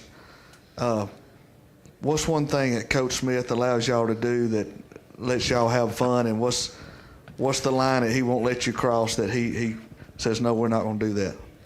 I think one of the most fun things with Coach Smith is his constant dad jokes. In the weight room, on the football field, he always has a dad joke. Do you, out of courtesy, do you laugh at it whether it's funny or not? The good majority of them. He thinks every one of them's funny. He laughs at all of them. Sometimes. Drake, tell us when you know Coach is serious. I mean, how can you tell either his body language or what he says whenever? What does he do to where you say, okay, this is serious business? I don't know if he knows he does it, but he has this look about him, like when he's being really serious. It's like when I see it, I'm like, okay, I need to focus, pay attention to more to what I'm doing, things like that. And I think that's, this is high school football. Kids play football because it's fun. That's the root of it. They enjoy going out there and playing. They enjoy going out there and compete. And we work hard. We work real hard. But we have a good time while we do it. And I think the guys enjoy that. I think our coaches enjoy that. And like I said, it goes back to culture. It goes back to enjoying going to work every day, enjoying, practice isn't easy. So football's not easy. And I think we try. I think we do a really good job of keeping that balance. I was up there in person your final playoff game last year, and was it Montgomery Academy? Montgomery Catholic. Montgomery Catholic, and their quarterback had committed to the same place that our Troy. To Troy, and I remember leaving late, and any of us that played high school ball, you hate to leave that field when you know it's the last time. Talk about that group of seniors for just a moment that you had last year, especially those three linebackers. They were the last three to leave the field, because they knew when they take the uniform off, some of them never put it on again. And that's just the reality, and that's one of the cold, hard facts of high school sports is there comes a day when you play your last game. It's tough as a coach, isn't it? It is. It doesn't get any easier. To me, that's one of the toughest nights of the year is when you know that some of them have played their last one. We have some guys that go on and play at the next level, but the majority of kids, when that last high school football game's over, it's over. Last year's senior class, just watching, we're to the point now, this year's year 13, we've watched kids come up through elementary school. We've watched them come through our junior high program and into our varsity program. And most of our kids that are on our team, they go through our entire program. They were in junior high and our youth league, junior high, varsity. And when you're around those guys every day for years and you just watch them grow, there's something special about that. And last year's group, was a special group. I had a great relationship with all those guys, and it is tough. You know, those three linebackers did everything together, and just the relationship and the closeness. But you know, as a coach, one of the most rewarding things, and it has happened so many times over the past few years, is when you're sitting there in your office and somebody walks through your door that played for you 10 years ago or 5 years ago. I had a player this year, we were getting ready to go out for pregame warm-ups, and he walks in pushing a baby stroller. And he was like, "Coach, I just wanted you to meet my son. He was just born, not too long ago." And I mean, man, it was, I was like, "You guys, y'all going out there to pregame, I'm going to sit here and talk for a minute." And just, that's when you're making some type of influence, some type of, impact on people is, and I tell them when they leave, I tell all our seniors, you are always welcome here. You come by anytime you can. You don't have to call. You don't have to do anything. And just seeing those guys come back tells me that, number one, it meant something to them, and number two, they learned a little something from it. And so those are the type things as a coach that is, just by far over and beyond everything else, is those relationships. And these guys, when they play their last one, I'm going to miss them just like I miss all of them. And, I hope they come back, and just, seeing them be successful, seeing them raise a family, seeing them do those things that, you just have to kind of sit back and go, at the time you may have guys that I don't know if they're getting it or not. But, 5-10 years down the road, and they got a good job, and they got a family, and they're a successful citizen, that, they got it. Coach, we're out of time for this segment. If you will, give us your final thoughts. Well, a lot of new things for us this year. Going to 5A, we're excited about it. We're going to attack it, and we start practice on Monday. We're excited about that, and I know these guys are going to give it everything they got. They're going to represent Jacksonville and the community well, and proud to be their coach, and just love all of them to death. But hopefully it'll go well. Very well. Jacksonville Golden Eagles, good luck on the season. Coming up next on the stage, the Donahoe Falcons.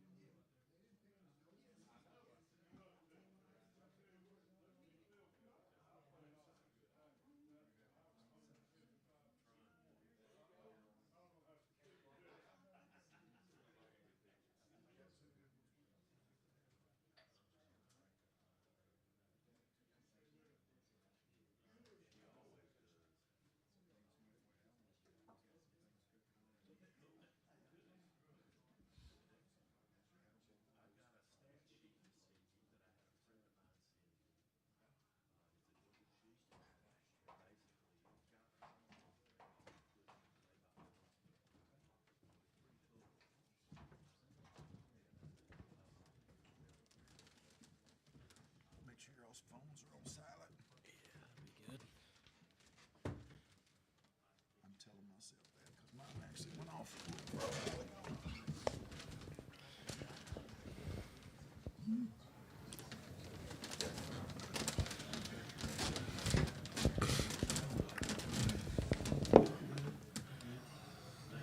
I can't believe I got mashed potatoes in my glasses. It's good to be here. Yes, sir. Good to be here.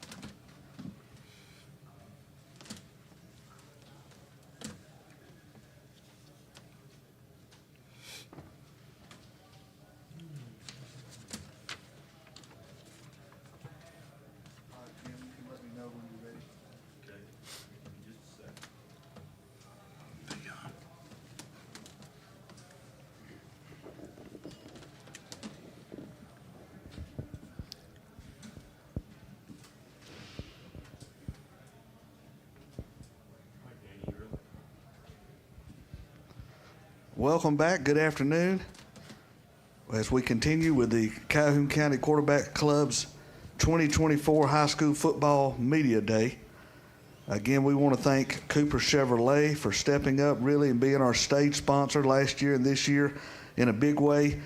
And as all of our sponsors, we could not make this happen without them providing the funds so that we can have the stage, the food that we provide, the lunch for all the players and the coaches and the media and everything that goes into it. So thank you to those sponsors. And we now would like to welcome to the Cooper Chevrolet stage at the 2024 High School Football Media Day, the Donahoe Falcons. Donahoe competes in 1A Region 6. The head coach of the Falcons is Bill Smith. Today, Coach Smith has brought with him senior offensive tackle Beef Johnson, Braden Beef Johnson, and senior quarterback Kai Kleckler. Coach Smith, we will start with your opening comments, sir. Welcome. All right. Thanks for having me. I'm starting my 33rd year to coach, and I can't believe I'm saying that. It seems just like yesterday. It was 1992, and I was hired as a strength coach. But I think this is 16th year as being a head coach at several different stops, and as coaches know the famous term double dipping, I'm grateful that I made it to this point, and so I've finished public school and I'm with Donahoe, and I'm so grateful for Mr. Noon, the head of school at Donahoe, and Steve Gendron for offering me the job as head football coach, and I just couldn't be happier. You know, to be at the point in your life to where you can, you know, have that state retirement but still do what you enjoy doing. It's obvious that you were born to coach. Talk about how this second season or fourth quarter of your coaching career, how is it different at a private school versus a public school? Well, really for the all 16 years of my coaching career as a head coach have been at high poverty schools. And so I've been the head coach at Crossville. I started out there. They don't have varsity football. Pull the mic in a little bit closer so everybody can hear you. I got you. There you go. I started out at Crossville and loved my time there. But 6-4 season, 2010 is the last winning season that they've had. Loved the town, loved the kids. Go to Shades Valley, another high poverty school. I loved my time there. Didn't know anything about East Alabama until I left Shades Valley and came to Munford. And so got to know East Alabama football and loved my time at Munford. And so from there I went to Fayette for a year. I was at Huffman for 2 seasons. I've been at Talladega the last 2 seasons. And quite frankly, those are 2 of the tougher jobs in the state between Huffman and Talladega. And so that's an interesting question, talking about the difference now in the fourth quarter of my coaching career. And it was on purpose in my life to be at high poverty schools, high need schools. I believe that's where God had put me. And so now that I've been able to retire, I'm going to be working with Coach Yeager at Mountain Brook told me one time when I was at Shades Valley, every school has its own unique set of problems. They're just different depending on where you are. He said, my problems at Mountain Brook are different than your problems at Shades Valley. And so, but I love the kids here. I'm going to be working with kids that are going to be movers and shakers of culture and in the upcoming years in this generation. Talk about the 2 specifically, why you chose them to come with you today. Okay. I have only 6 seniors, but I only had 5 seniors last year at Talladega, 4A. But we've got 6 seniors. I could have chosen any 2 of the 6 to come, and they would have been excellent choices. But as a coaching staff, we chose Kai Kleckler right here to my right. He's going to be playing quarterback for us. Also going to have to play some safety or nickelback for us on defense. He played last year. I don't think he had played much football before last year. Yes, sir. And so he got baptized by fire last year when they put him in at quarterback, and so he did well. I watched him on film. He's progressed really well this summer, and so I'm looking for him to have a fine senior season. Throws the ball well. He runs well enough to be a dual threat as well. So, and that's a play caller's dream to have that kind of quarterback, and with the leadership that he has, and a very intelligent quarterback. And so, Brady Beef Johnson over here, I'd forgotten that his real name is Brady, and so he's been Beef to me the 4 months that I've been at Donahoe as the head coach. And Beef is going to start at left tackle for us on offense. He's also going to play some defensive tackle, some defensive end, but he can run, and so he can still put on another 25, 40 pounds, which I wouldn't be mad at that if that happened, but he can run. And so Dr. Fred Hatfield, the first human to squat 1,000 pounds years ago, said in all the world of sport, speed is king. So if I can have size or speed or this or that, I'm going to choose speed all day long. So, but both of them are outstanding young men. I think they can both play at the next level. I mean, I was surprised when I first met my seniors that with shoes on, I'm 6 feet tall and they all tower over me. So I'm not used to, 6'3" to 6'5" guys. So, but it's a good problem to have. Question? Yeah, I got a question for Kai and Braden. Now that y'all are seniors, does that add any additional pressure? I know there's pressure in every season, but with y'all being seniors and all the other guys wanting y'all to lead them, does that add any pressure to you guys for this season? 100%. It puts a lot of weight on your shoulders. You got to carry the little kids, make sure they know that they're next up, and show them the steps to take in order to get better and all just grow as a man. Definitely, because it's just a new level. I mean, in the past we've all had lead because of how small Donahoe is, but now it's just everybody's on us, everybody's relying on us, and we're definitely ready for it. So, you mentioned something in 1A football. A lot of times you'll have a senior playing right next to a 8th grader, maybe. That's right. Sometimes 7th grade, but you got 8th, and it's very common to have 8th and 9th graders stressed out starting in 1A football, and that's a big age group. How do you two seniors handle that situation when you got a guy you feel like he's trying the best he can, but he just really hadn't got to that maturity that you're at? How do you handle that? Just let him grow. Let him know that he's going to grow into it eventually. It's not going to happen this year. It could happen this year, but more than likely you're going to grow into it and get better every single year that goes on. Definitely. I had a situation my 10th grade year. We were going against Pleasant Valley, and our left guard, he was a senior towards ACL, and we had a 7th grader that had to start. And I hyped him up, ready for the game, and I told him, I was like, look, I know you're going to do your best, but there's only so much you can do, and you're going to grow into that. You're going to grow into those factors that we're going to need in the future. All you're getting right now is just experience.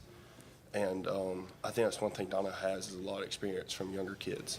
So, at what grade level were you two when you started getting significant playing time at Donahoe? I was in 8th grade. Last year, my junior year. Okay. Do we have yes, sir, a question right here? Bill, a couple for you.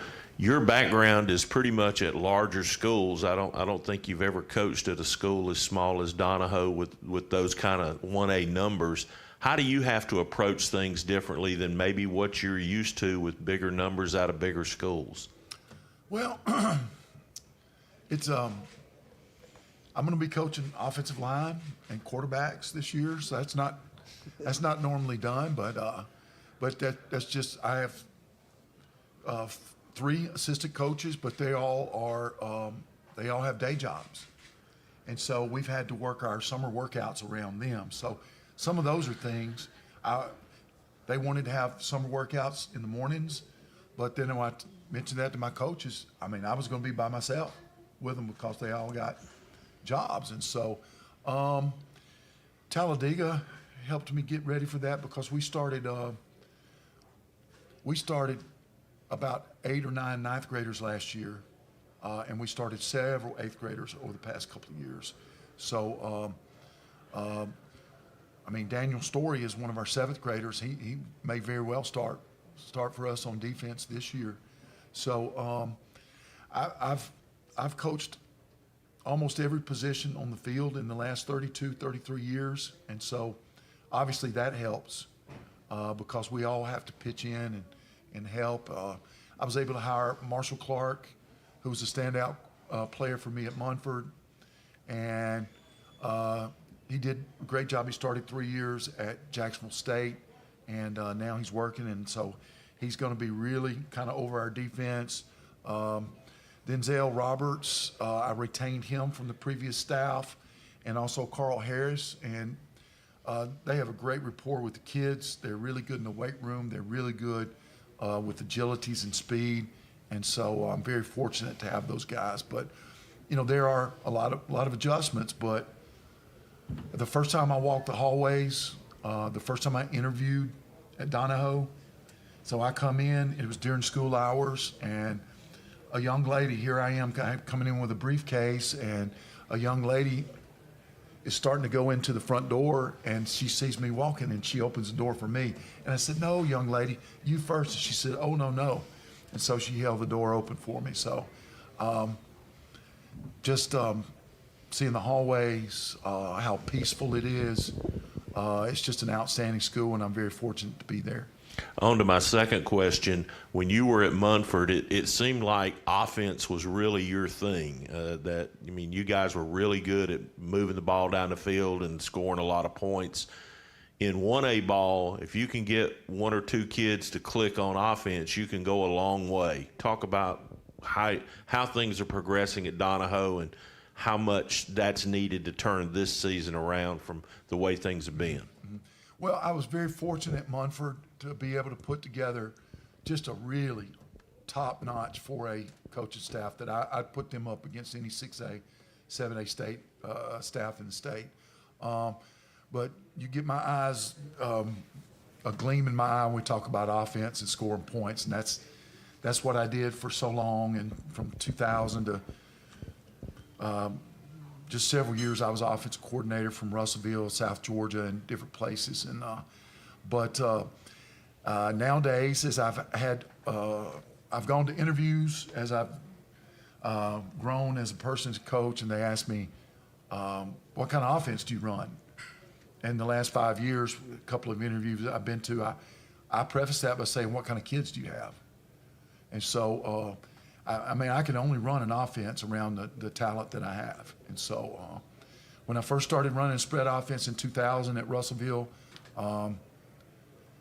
Hoover and Homewood were really the only teams in the state in 2000, 1999 that were spread teams. We're going to throw the ball 30 times a game. And so for those 4 years I was at Russellville, it was pretty easy to score points. Now, we had athletes for sure. Then I go to South Georgia in 2004, 5, and 6, and everybody in South Georgia was split back veer, wing T, or pro I, and nobody was spread. And we led the state of Georgia in all classifications my second year there. However, since almost everybody now is running some type of spread, I've thought about going back to running a wing T or following Coach Benefield at Fife and doing an old school offense like that. But that being said, at the 1A, 2A level, there's still a lot of old school football going on and run the ball first. So, but I do have our wide receivers are tall and they can run. And so I may be back to my old roots of throwing the ball 30 or 40 times a game. So Kai's going to have a lot of pressure on him. And so, but he's got some guys to throw to, and our offensive line, besides my two seniors on the ends, Cash Worley and Beef, and Cash is about Beef size. Cash is 6'3.5", about 205, and he can run. So my tackles can move, and they're tall. My interior guys are a little smaller, so we're gonna have to spread the ball out and do some stuff that I cut my teeth on back in 2000. We got time for a couple more questions. I got one for Kai and Braden. I know you start every game with the mentality you want to beat them by as many points as you can, but is there, as you look at your schedule, is there any games on there that you're like, I can't wait for that game, or we better win that game? Every single one. That's a good answer. It's definitely a week-by-week thing. I'm really excited for the Victory Christian game. It's going to be at home. I'm ready to see how we do against Ohatchee because they're a bigger school. And I'm definitely see what we want to do against Wadley. So. It was good answers. I was hoping they were going to say Galesville because it's the first one, but but those are good answers. Well, Coach, out of all the schedule, which one are you most looking forward to? Galesville. The first one. There you go. The first one is going to be my first game there as a head coach, and I couldn't believe the stat. I think I'm the only first-year guy this year in the county. Okay. I think that's right. And I was told that. Yeah. And so, in this culture, that's truly unbelievable. Would you say at this point, leading up, of course, practice starts this week and all that, would you, your limited knowledge, would you say the offense or the defense is kind of ahead of the other right now going into the fall camp, getting ready for the season? I'm really excited about our defense.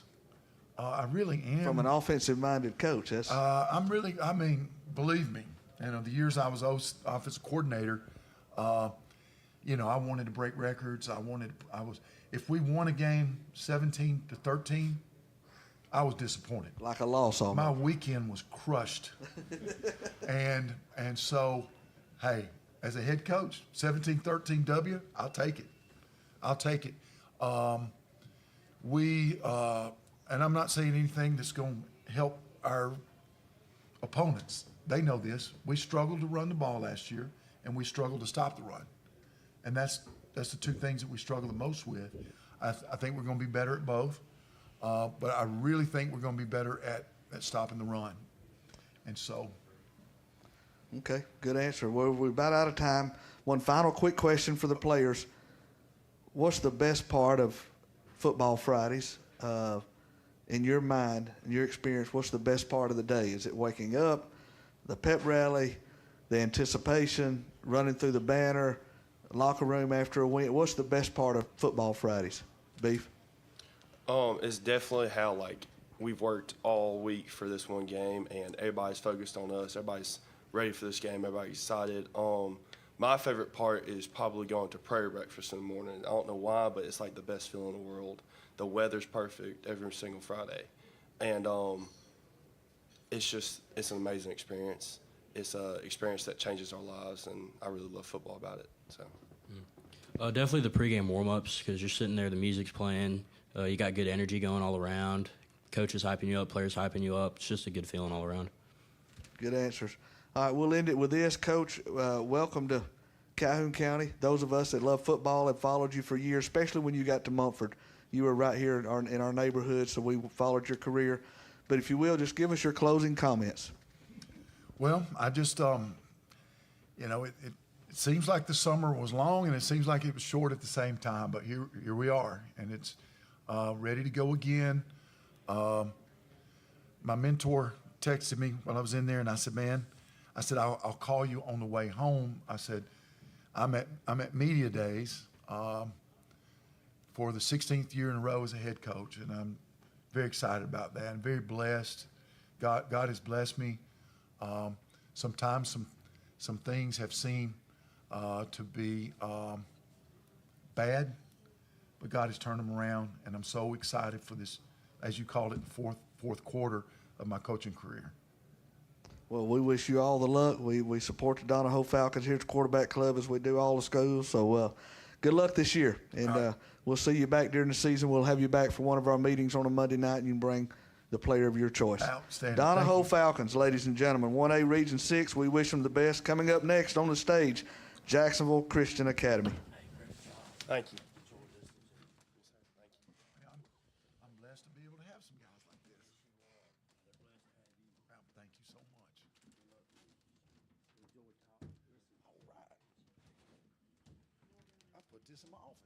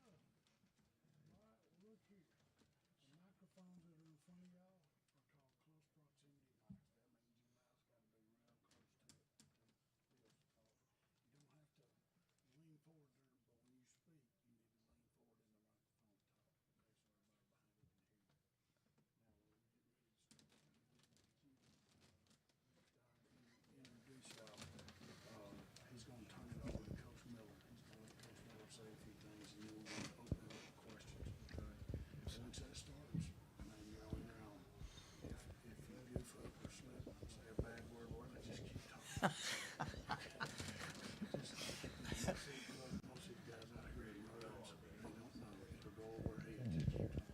sir. Get through, y'all step in that ramp, and I got a little gift for y'all when we get out of here, okay?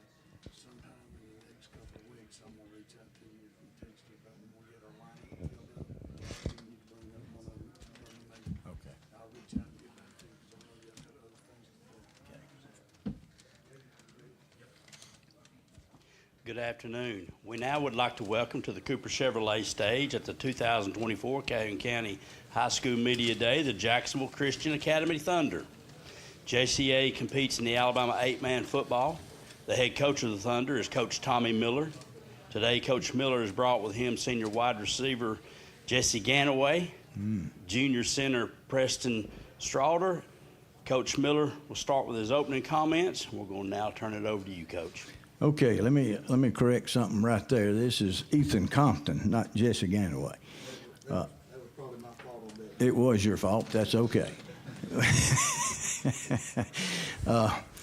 We ended last year on not a happy note. So it's been several months now. We've been looking to get back on the field. We had a great season last year, undefeated in regular season, but we got beat the first round in the playoffs. So we were pretty disappointed in the way the year ended. So I think everybody is excited about getting started again and getting back on the field. We've been working hard this summer. I've been working probably harder on the weights than we've ever worked, and they've done a good job getting through that, but now it's time to get back on the field. So we're excited about that. Got a question back here in the back, Coach. Good to have you again this year. You know, every school has their strengths and weaknesses. What do you see with this team is going to be a strength and what may be a weakness? Hopefully, the strengths will be the fact that we learned a lot of things last year, got some more experience, and we learned how to win with this group. And of course, we had a good passing game and a good running game. And we got to fill in on our line some places. These two guys we're hoping is going to be able to do that. But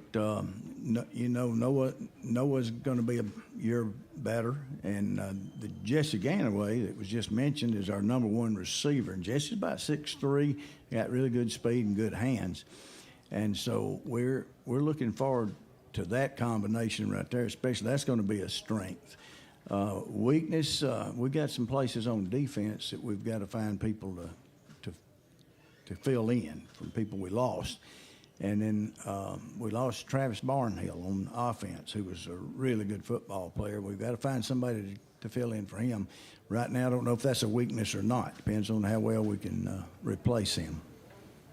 For Ethan and Preston, talk a little bit about what your thoughts were when Coach said, "I'd like for you to join me at Calhoun County Media Day." What was your first reaction to that, Ethan?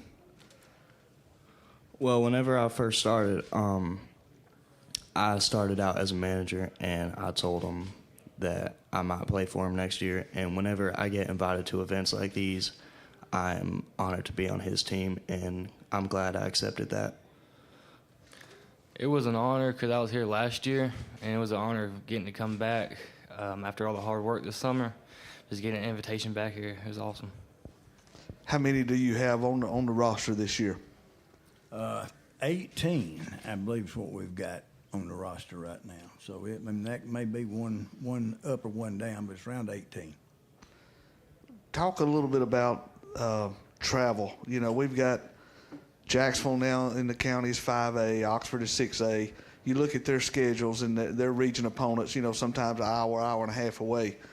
People don't really understand travel till they talk 8-man football. Talk about, who are some of your opponents year in and year out?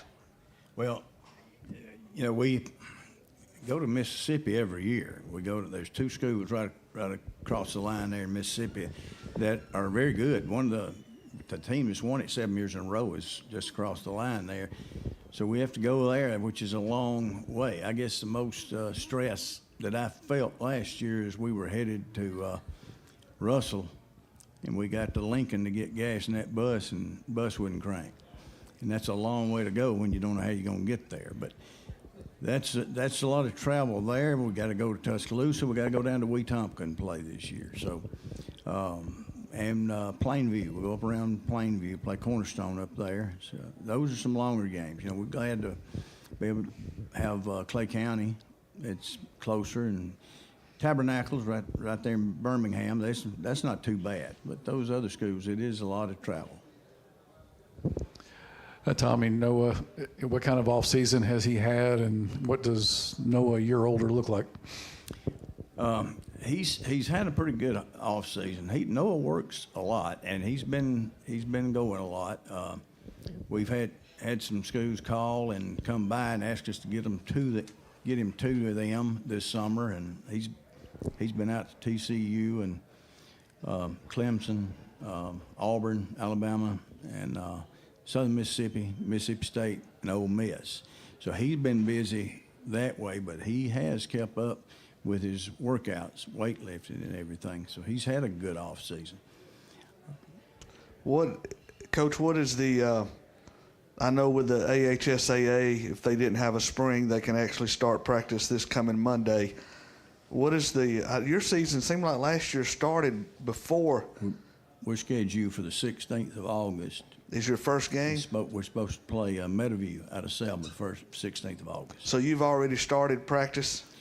Well, I don't know if you'd call it that. I guess you could. We had a little 2-day camp, but we really hadn't started. We start Monday.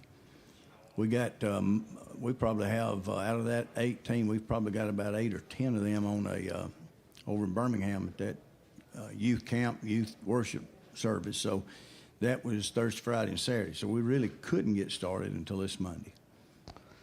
For those that have never been to an 8-man game, what's one or two main differences, 8-man versus 11-man, that you would see on a Friday night at Pleasant Valley or Jacksonville High School versus JCA? You know, I've done a lot of both of them. Right. And I can't really, the numbers do not matter. And that's because of the amount of people you're going to have on the team. You may have a guy running fullback. He's got to go up there and block the next series.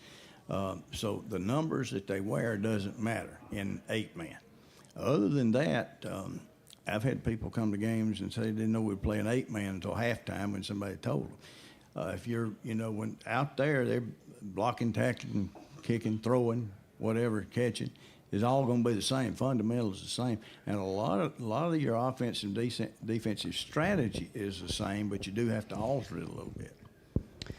Ethan, you and Preston, if you would, share with me what you feel like the greatest attributes and characteristics of your team for this year will be. Well, since last year, we've improved a lot,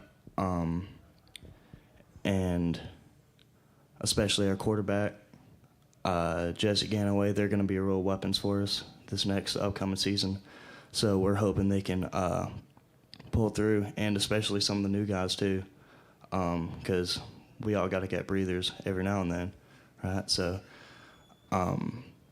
since we don't have that many on the team, we are going to have some of those new guys going for us, and we're just hoping they can fill in the spots. Everybody has improved a lot. The younger guys have, I have, everybody on our team has. And we're really looking forward to going into this season with all the people that's improved. And we got great wide receivers, great quarterback. We're getting our line ready. And we got a really good running back, fullback. So we're looking forward to it. Preston, I remember last year Coach bringing you. What is it much different this year as far as the nerves as it was last year coming to media day? No, sir. It's not really nerves. I don't really get nervous whenever speaking in front of people. But it's an honor to be back, that's for sure. You two players may not realize that you playing for a legendary coach here in Calhoun County. That just comes with age, I guess, don't it, Coach? But there'll come a day where he hangs it up, and then you can say, yeah, I played for Coach Miller, and I'm proud of that. Ethan, Preston, both, what's one thing about Coach Miller that's consistent that you can always depend on? Well, he doesn't quit. No matter what, he is still an amazing coach, and pastor and principal at our school, and he puts a fear of God in people, especially at school. And if you mess up, he'll help you through it. Like Ethan said, he just doesn't quit. He's an amazing coach, an amazing mentor to all of us. He's a principal too, and he'll straighten you up when you get out of line, I guarantee you. But just an amazing coach, an amazing mentor, and he's like family to us. Coach, what's the best attributes to those players to your left and right? Well, they stuck with it. When they first came out, as young as they were, that's like anywhere else. Of course, you know, our 7th graders are on the varsity. Our 8th graders are on the varsity. And when they first got started, they were in a tough situation. And they stuck it out and made it through that and have improved, continued to improve. And they worked very hard. These two worked very hard. They had to learn to do that. But their work ethic of the last year or two has really impressed me. Coach, we was when Jeff Smith from Wellborn was up just a few minutes ago. In my mind, I was going through all the deans of the coaches in Calhoun County, you know, and I can't think of anybody in the area that's coached as longevity as you have. How many years does this make for you this year? You know, I can't remember if it was 10 or 11 years in the public school system I coached, and I've been at JCA 38 years.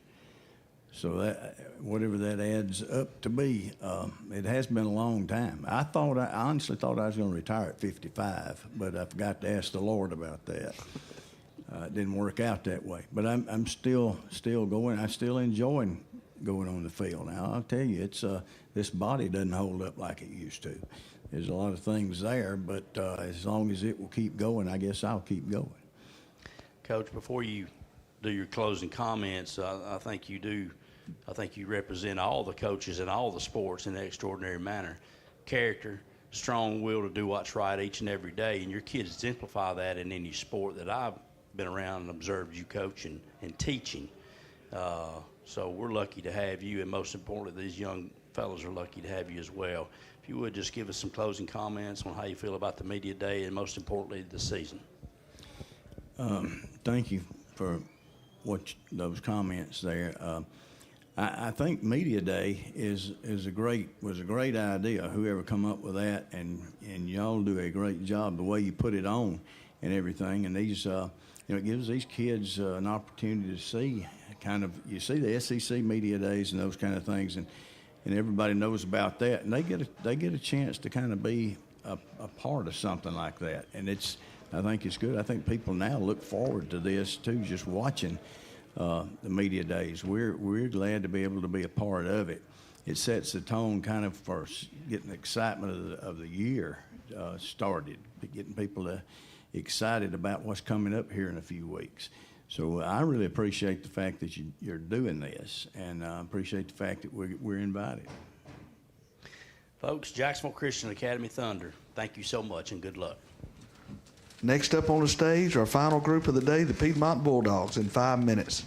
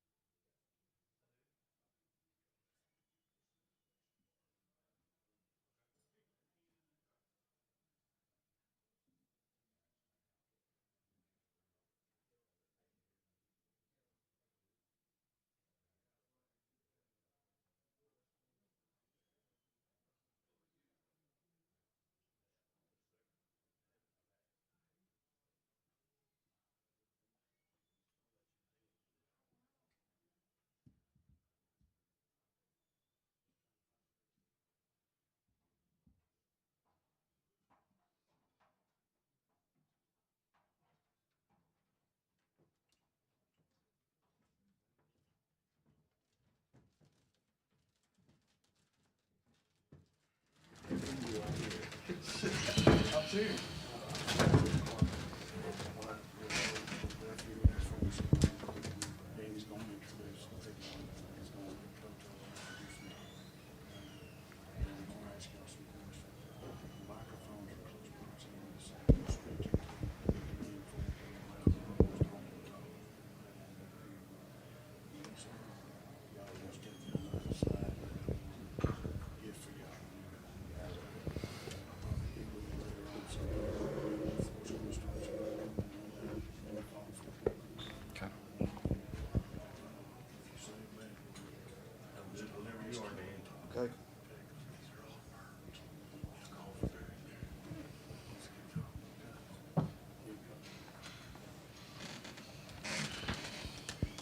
I'd like to welcome everyone back in to the Calhoun County Quarterback Club's High School Football Media Day. Before we get with our final group of the day on the stage, I would like to reiterate what was said several hours ago to lead this off about 10:15 this morning. Is we could not do what we do without the cooperation of Steve Driggers and the Anniston Country Club, all of our fine sponsors that you see on the board behind the team and the coach and the players, and our media partners that are here. Without those people helping out, we would not have a media day. This is our 6th year to do this, and we hope we do it for a long, long time, because in our opinion, you can't go wrong spotlighting kids and bringing attention to young people who work hard day in and day out to be the best they can. And we enjoy this game of football, and this is a way for us to honor our 13 local teams here in Calhoun County. But if you'll join me now in welcoming to this Cooper Chevrolet stage here at the 2024 High School Football Media Day, the Piedmont Bulldogs.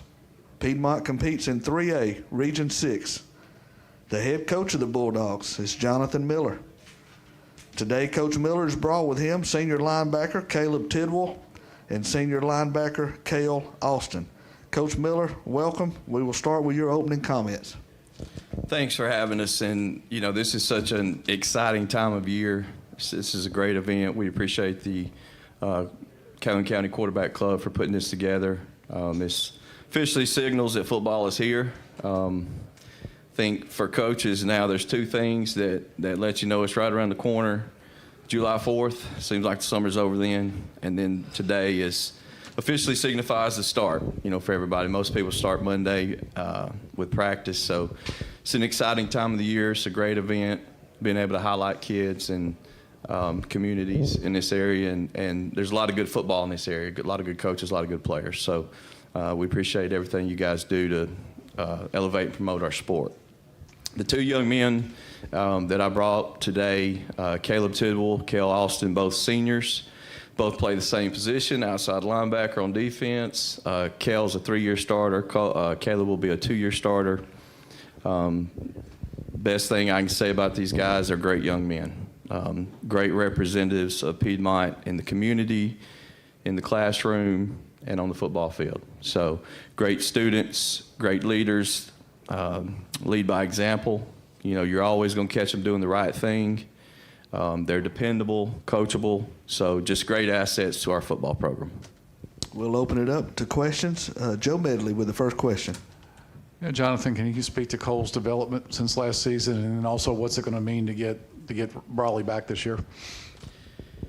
Well, I think Cole probably had the toughest job of any player in the state last year.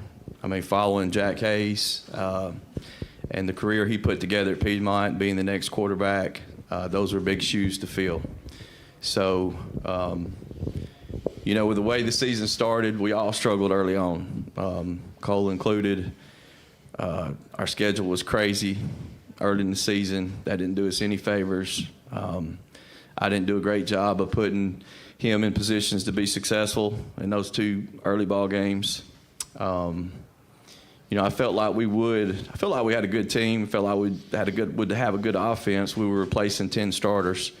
And I felt like as the season went on, we would kind of find ourselves. And we did. It just took a little bit longer because, we had issues with injuries. And you mentioned Raleigh, and that was a big one, game 4.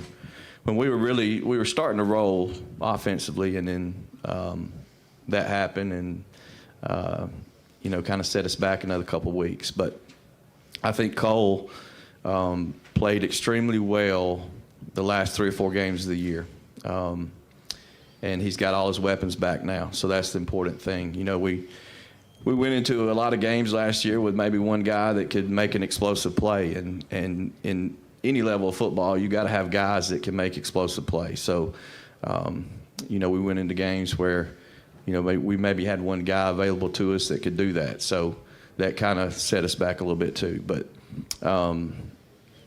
his development was huge for us. He threw for over 300 yards in our second round playoff game. That was it just showed his growth, maturity.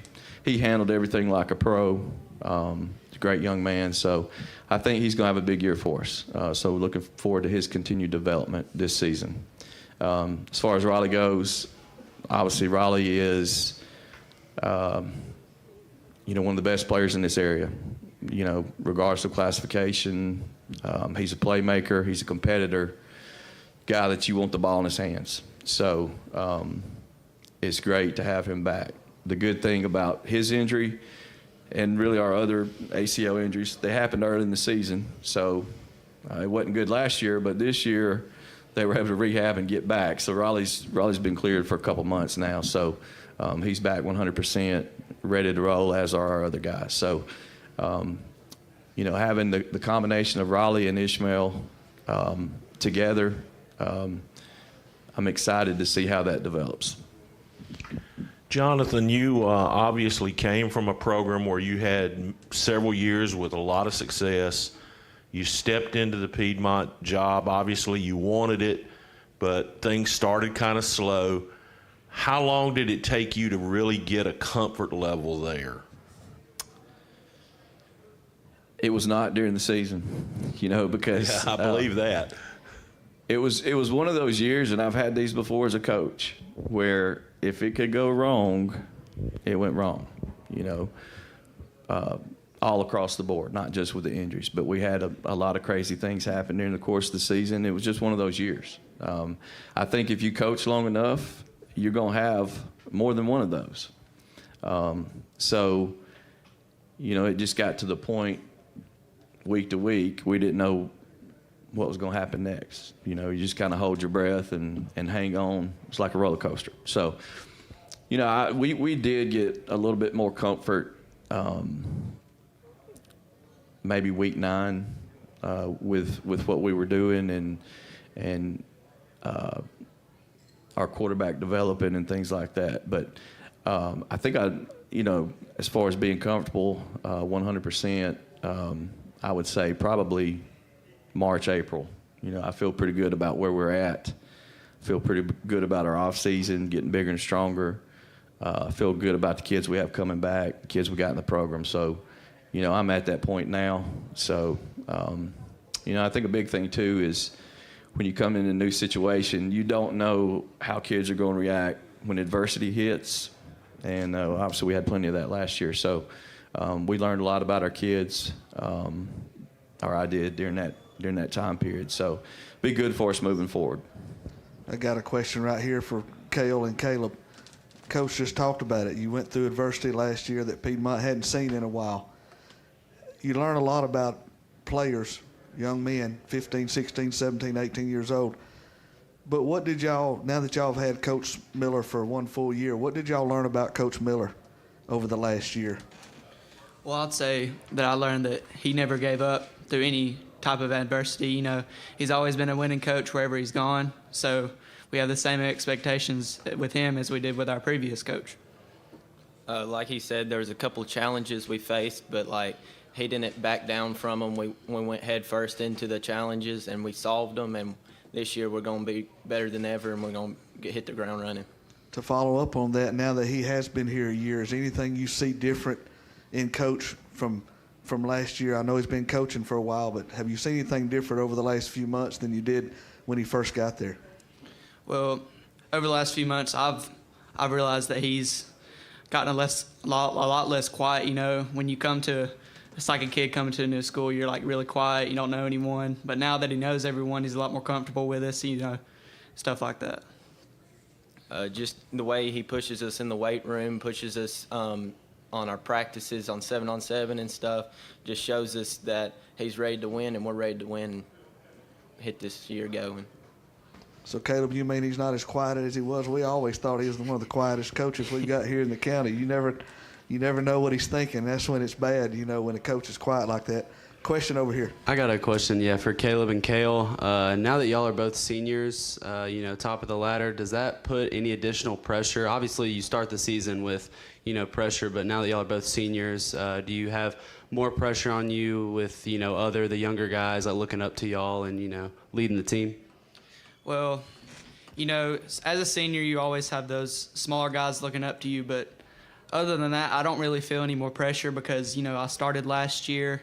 I still already had some people looking up to me even though I was still a junior. But, as coming up to as what I feel like a leader to this team, I feel like I have more responsibilities to, watch myself as I play on the field, and the examples I set for those younger kids. I don't think there's any more pressures. We have people up and down from seniors all the way to the upcoming freshmen know how to win and know how to compete, and it's just guiding them in the right direction because everybody, we're in a program, we know how to win. We just got to join together and do it that way. Because of the hard work, we'll get to you in a minute, Jim, because of the hard work and efforts over the last several years of your predecessors, Piedmont fans have just got spoiled to winning. Not just winning, but winning championships. Last year, during the season, y'all could see things that were going on that were out of your control, but sometimes the average fan doesn't relate that to maybe a loss here or a loss there. Did you see the community continue to rally behind you and say, you know what, we understand, y'all going to fight through this? Was that comforting to know that because your fans would still come out and support you at the games? Cale? I think we have one of the best communities in the state. They're always there to back us no matter winning, losing, whatever happens. They're there to back us, and it's just the comfort of knowing that the community is around you, and they know how to win, and they expect it, but they're also there no matter what happens. As he said, I feel like we have one of the best communities around. I know not one moment through all those adversities, I knew that I had the best community behind my back, and I never felt different throughout the season. Jim? Jonathan, let's talk about the region just a little bit. I mean, obviously you're very familiar with the region, but usually with this region, there's one or two teams at the top of it that we can kind of look at and say, well, they're the favorites going into the year. But I think with this region this year, there's a lot of parity top to bottom, and there's a good football team that's probably not going to make it past Halloween. Well, that will be the case for sure. And I think there's, we played J.B. Pennington in the first round of the playoffs. Last year they were second place in their region. Now they are coming into this one, which is obviously one of the toughest in the state. You got Locust Fork, who was very good football team, got beat by 5 last year in the playoffs. And, they're going to have one of the best 2 or 3 players in our region in their quarterback. So it's balanced. I think you can probably say there's a lot of coaches in this region that feel like they got a shot to make the playoffs right now. So, there'll be some factors that play into this. How things fall, which teams are able to stay healthy, and which teams keep improving throughout the season. But those are a couple things that I think will definitely determine the pecking order. And also, I think those non-region games are going to be very important too, because they very well could be some, crazy tiebreaker situations. So. Yeah, and you and the players can address this. The game with Cherokee County, talked to Coach Kelly about it this past Saturday up there at Media Day. It's obviously marked on their calendar. It's a great game for both schools, a lot of rivalry in it. Just what's it mean to start the season off with a game of that magnitude from a coaching and a player standpoint? Well, I'll speak on it. I've always looked at it as next game mentality. No matter who it is, I feel like we're going to win. Center's always been a rival to us, and it's been one of the funnest games that I've ever played. But, you know, it's always that winning mentality and that we're going to win. If you look at it, you know, I think for both teams, it's going to give us an idea of where we're at. It's week 0. It's probably, you know, a week earlier than we would have liked to played it. But with us being in a 9-team region, we really couldn't avoid it. So be a good gauge to see where we're at, where we need to go, and it will be for them too. But, you know, I think it's be one of the best games in the state that week. All right, another question right here. Coach, you led off talking with, you know, after Joe asked his question about offense. Obviously, you feel like these two guys are going to have a really good season for you defensively. Just talk a little bit more, maybe some other names on defense that we can expect to hear from. Obviously, these two guys, you know, being returning starters, you know, we can start there. They're going to be keys for our success.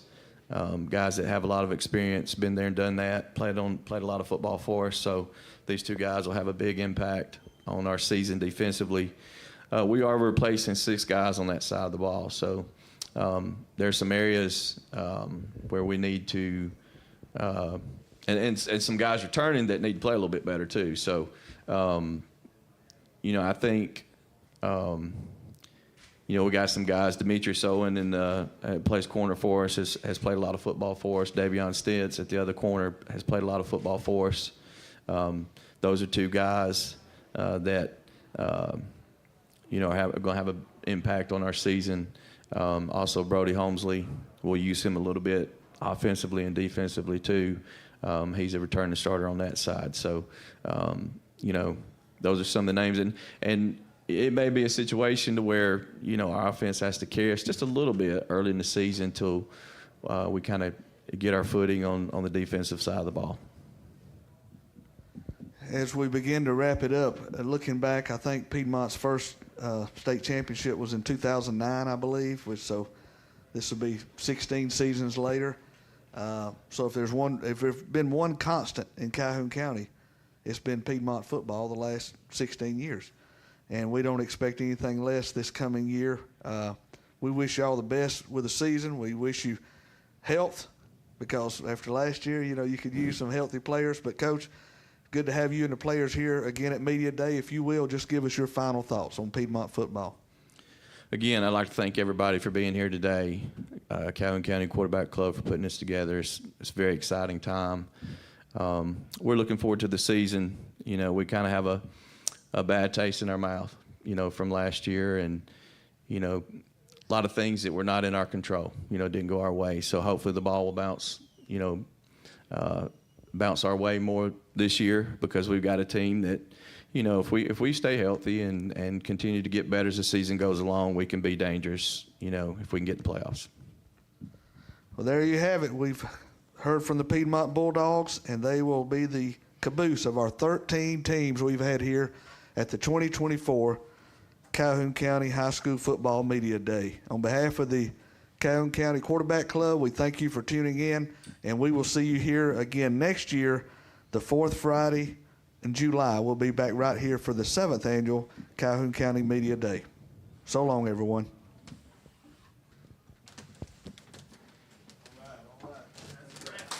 Y'all did a good job.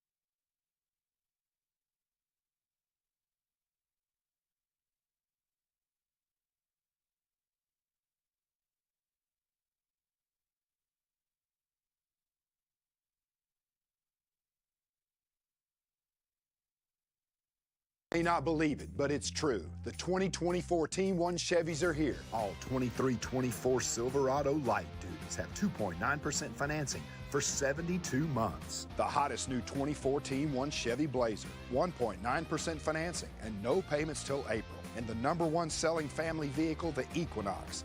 24 models. You got it. 1.9% financing and no payments till April. Team 1 Chevrolet, home of the best people, the best service, period. What can you buy for $10? A hat? A milkshake? 166 channels plus live sports?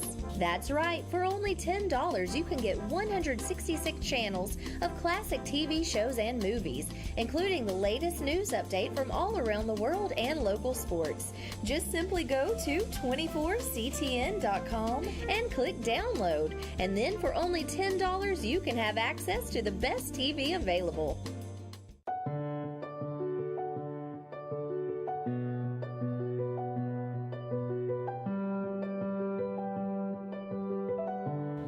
At Family Prosthetic and Medical Supply, we care about you.